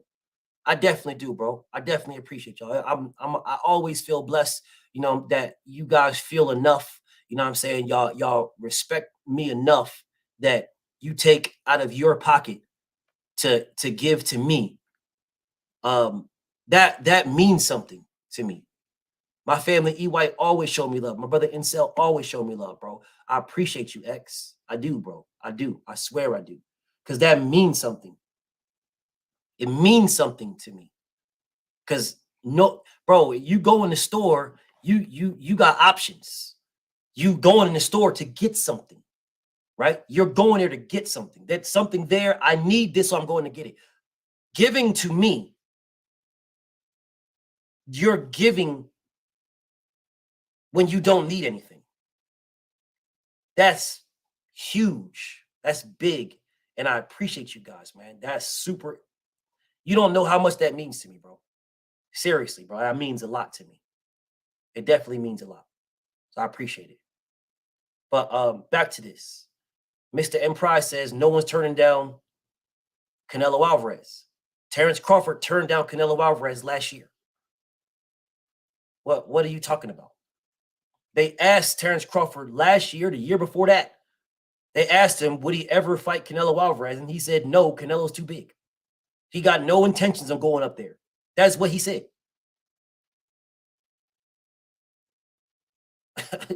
And what are you guys talking about, bro?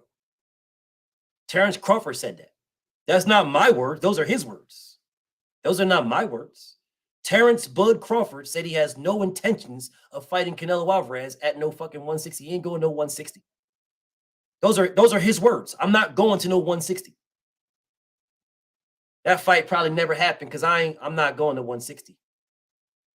Now he's saying he'd go to 168.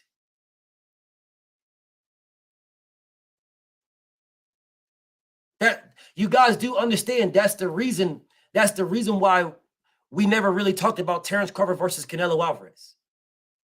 The reason why we never talked about Terrence Crawford versus Canelo Alvarez is because Terrence Crawford ruled that out. That's why we never talked about it. That's why it was never a thing. You know, it was never a thing because he ruled it out. Because 160 was too big.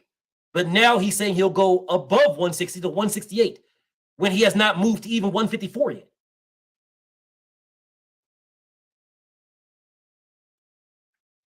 Man, salute to my homie Expensive Paper, bro.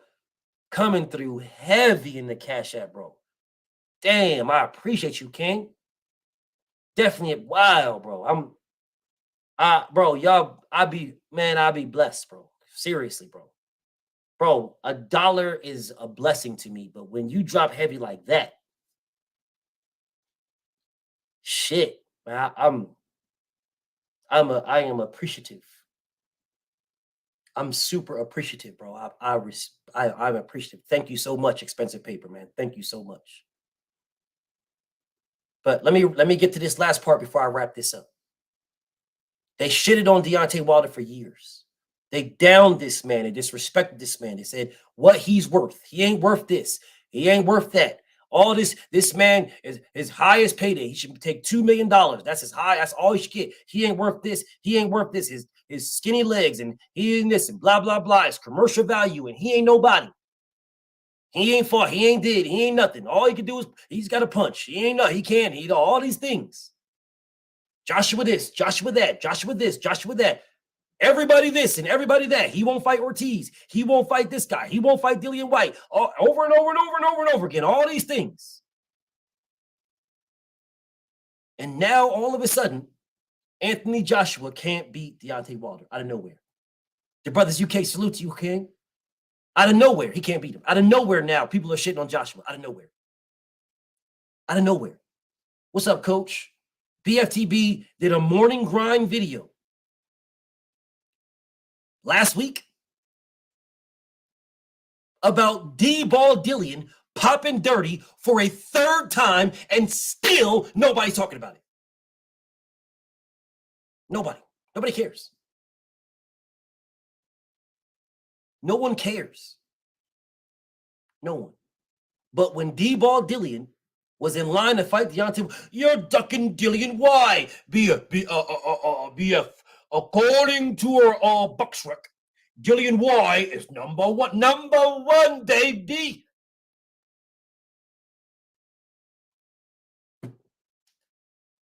Three times. This is his third failed drug test. His third. They still didn't even find the B sample in his second. This is his third failed drug test in silence. There is nothing about it. No conversation, no nothing.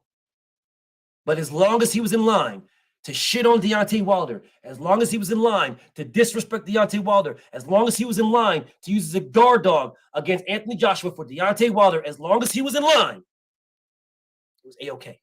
Let's shit on Deontay Wilder, disrespect Deontay Wilder, down Deontay Wilder. Deontay Wilder is driving his car that he let his friend drive, and there is a fucking little bit of weed in the car, just a little bit.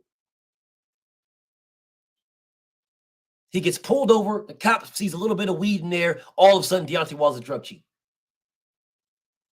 He's a drug cheat. I knew it. Nobody's hitting that hard. Wilder's on steroids. He's a drug cheat. Y'all ran with that narrative. You ran with it. BF. Let me ask you something. For Deontay Wilder to only be 208 pounds, do you really think he should hit that hard? Let me tell you something. Deontay Wilder is pretty much the same weight as me. I just want y'all to understand this. Me and Deontay Wilder are pretty much the exact same weight. I'm actually bigger than that man. I'm just keeping it a buck, bro. I'm actually bigger than him. I'm just keeping it a buck. This is nothing, bro. I'm actually bigger than he's taller than me. I'm bigger than him.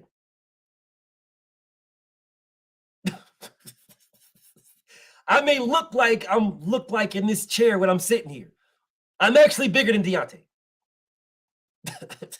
But I sit here and I'm just like, do you guys realize that this man is the absolute definition of pound for pound? Deontay Wilder should be fighting at light heavyweight. You guys do realize that all of these guys right now, their walk around weight, everybody on my screen, their walk around weight is not the weight they fight at. You guys understand this? The walk around weight. Hold up. I know people are wondering. Y'all are wondering about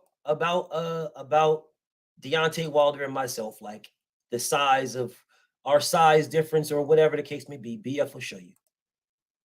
I'll show you. Got to scroll back a little bit, but I'll show you. Well, let me do something right quick. Hold on a second. Let me do something for you right quick. This is me and the Juggernaut.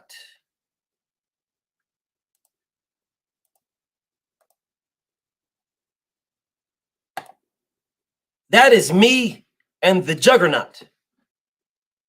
All right. That is me and Joe Joyce. That is me and Joe Joyce. It's not Photoshop.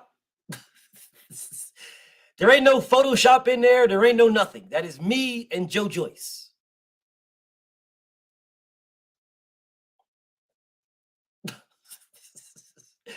You guys feel whatever you feel, and you guys run wherever you run with. I actually think I'm bigger than Joe Joyce as well. Joe Joyce is taller than me, but I actually think I'm bigger than Joe Joyce. I actually think I'm bigger. He's taller than me. Joe Joyce is taller than me. I actually think I'm bigger than him. I'm just saying, bro. I'm just saying. I'm just throwing this out there, bro. I'm just throwing this out here. So, anyways, I'll show you, because what I'm saying, like, y'all motherfuckers, y'all discredit and y'all shit on Deontay Wilder. You down this man at every fucking chance that you get. Every chance you get, you were shitting on this man. But yet, you don't put him on your pound for pound list. Yet he's the very definition of it. The very definition of it. The very definition of, if I am the same weight class as this motherfucker, what could I do? What could I do from the same weight class? This man is literally Deontay Wilder should be fighting at light heavyweight, y'all. Light heavyweight. That's where he should be fighting at, light heavy. If Deontay Wilder was like everybody else, all right? If Deontay Wilder was like everybody else, everybody, if he was like everybody else, Deontay Wilder would be cutting weight to make 175. He is literally the only fighter right now, arguably in all of boxing, the only one that is fighting his walk-around weight. That's probably the only one. Hold up a second. Now here is me and Champ. That is me and Deontay Wilder.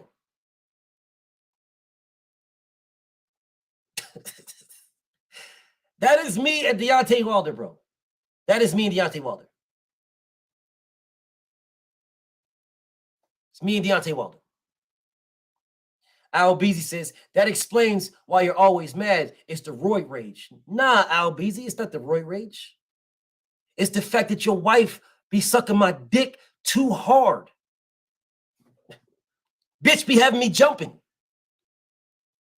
It's all good, bro. It's all good. BFTB has never did any type of steroid or no shit like that in my life. This is all just hard work. That's all. Hard work. It's hard work and your wife. That's all. It's just hard work and your wife, bro. That's all. No shade, no disrespect.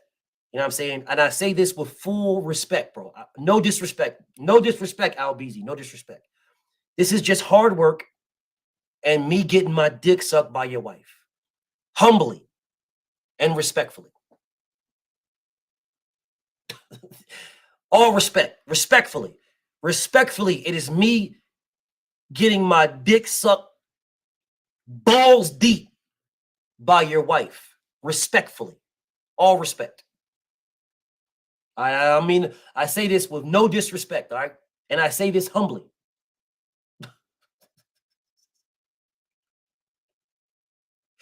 All right? I say this humbly and respectfully. For real, because I don't got no beef with nobody, bro. I ain't got no beef with Al Beasy, bro. I ain't got no beef.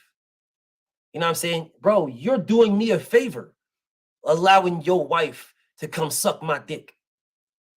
Man, you're doing me a favor, man. Thank you, bro. Good looking, bro. Hey, just all listen, bro. If from man to man, respectfully, Dub Brightside voice, respectfully, man to man.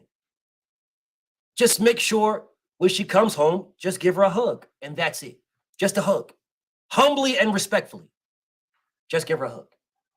Don't kiss her until she showers and shit like that. Mr. M. Price says, how much do I weigh? BF, keep that to himself. I keep it to myself. I let a motherfucker feel like, you know, it's something different. And then, you know, when they see me, it's like, yo, can I get a picture? You be killing the trolls, man. You be killing them. You be putting them in the dirt, man. You be killing them, man. BF, yo, I'll try every day, bro. Without fail, bro. You be getting me through my work. Without fail, bro, I'll rock with you, man. But can I get a picture, though? So BF just facts, D, man. Now, I wasn't going to say nothing. I wasn't going to say nothing. But since my nigga D-man put it out, there you go. BFTB is 5'2", 123 pounds. That's what I am. But don't worry about how much I weigh. All I'm saying is this. All I'm saying is this. Listen, bro. Deontay Wilder is the epitome of pound for pound. He's the epitome. He's the epitome. He's the epitome of pound for pound. That is Deontay Wilder. I see my boy, the Droof, in the building. What's up to my big bro? The Droof. Salute to my Brody. But instead of you guys respecting Deontay Wilder for being the epitome of pound for pound. Instead of you guys respecting this man for doing this, instead of you guys showing the man respect and credit and you know and giving him the flowers that he's deserved and he worked for, instead of you doing that, you guys shit on him. You shit on him. Oh, Tyson Fury demolished him, destroyed him, battle. He battled, be a battle. Come on, bro. Fury battled. He battled him, battle.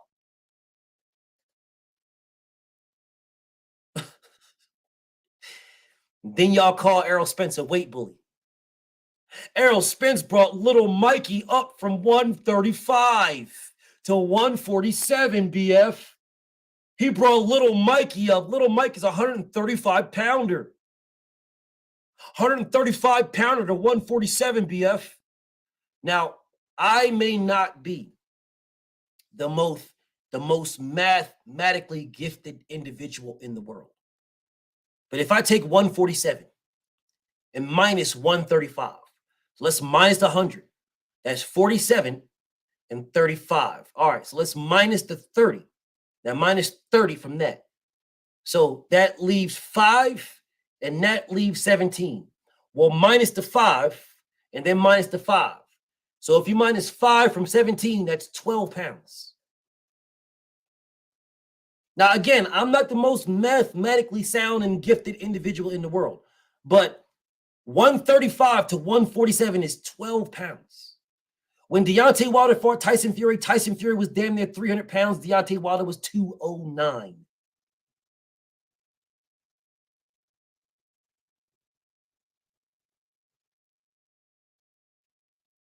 He was 209 pounds. Tyson Fury was damn near 300 pounds. But we're not going to put Deontay Wilder on the pound for pound list because he's a heavyweight. He's not a heavyweight. There is literally a weight for Deontay Wilder. It's called cruiserweight. That's what it's called. It's called cruiserweight. He's literally the only motherfucker who came into boxing and started fighting at that weight class. Usyk did not. Artur Beterbiev did not. They both fought at the same fucking weight class as Deontay Wilder in the Olympics.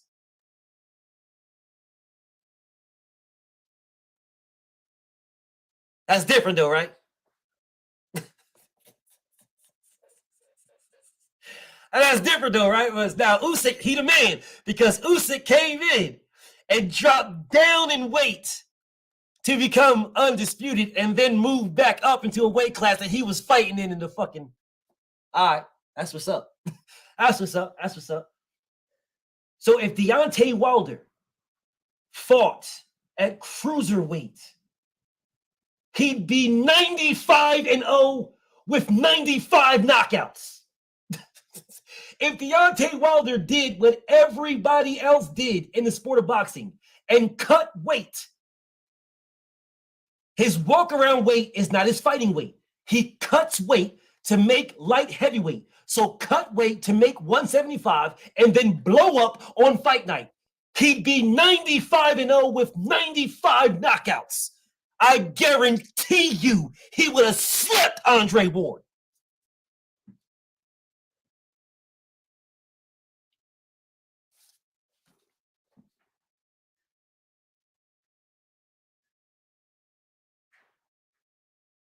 He would have slept him. No, man, no. Deontay Wilder right now, would be looked at as the greatest light heavyweight in the history of boxing. There is no light heavyweight that has the punching power Deontay Wilder does. None. None. None. There is none. If Deontay Wilder cut weight and was at 175, did what everybody else did and just cut weight, started at 175, he'd be on the pound for pound list without question. He would have put Artur Beterbiev in a coma. He would have obliterated Dmitry Bivol. There is no fighter fighting at 175 that would have been able to fuck with that man. He would have killed Kovalev. He would have killed him. He would have killed him. He would have killed that man. Sergey Kovalev would have died. Who the fuck do you guys think would have been able to fuck with that man? Who? Who's fucking with Deontay Wilder at 175? Who? But see, we don't want to talk about that, though. You don't want to bring up the simple facts that this man is not cutting weight. This man literally put on weight just to be closer to Tyson Fury's weight. He put on weight.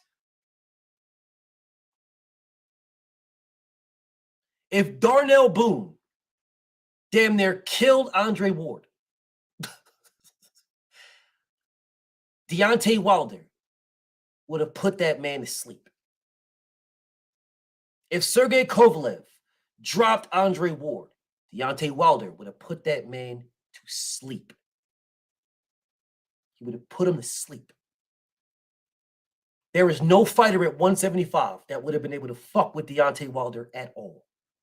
That man's one. If your punching power is so great that I can punch you in the hardest part of your head, the forehead, and knock you the fuck out, he would have killed somebody at 75. He would have killed somebody at 75. So I'm working out to cut weight, to make weight, and then after I make weight, I can blow up. I can blow back up. I'm the WBC champion. I can blow back up. As the WBC champion, I just got to make 175 and then I can blow back up. Come fight night, I'm damn near 200 fucking pounds. I'm killing somebody. I'm killing somebody. But we don't want to talk about how Deontay Wilder started fighting at his walk-around weight when these other niggas cut weight. Who am I? Who am I? Whatever. Who am I? Who am I? Who am I? Yeah, who am I? Motherfuckers killing themselves to make weight when they can walk around and fight at 160, 175, 168, 200. What am I now? Whatever. Whatever. It's all good. It's all good. Anyways, man, I was going to bring motherfuckers on and let motherfuckers chop it up about this, but I want to make sure, I want to capture this where it's at. I'm going to capture this where it's at. But tomorrow, I'll go in and we'll discuss some shit. BFTB. Shout out to the mighty LDBC. I'm out of here, y'all. Peace and blessings. I'll see y'all tomorrow.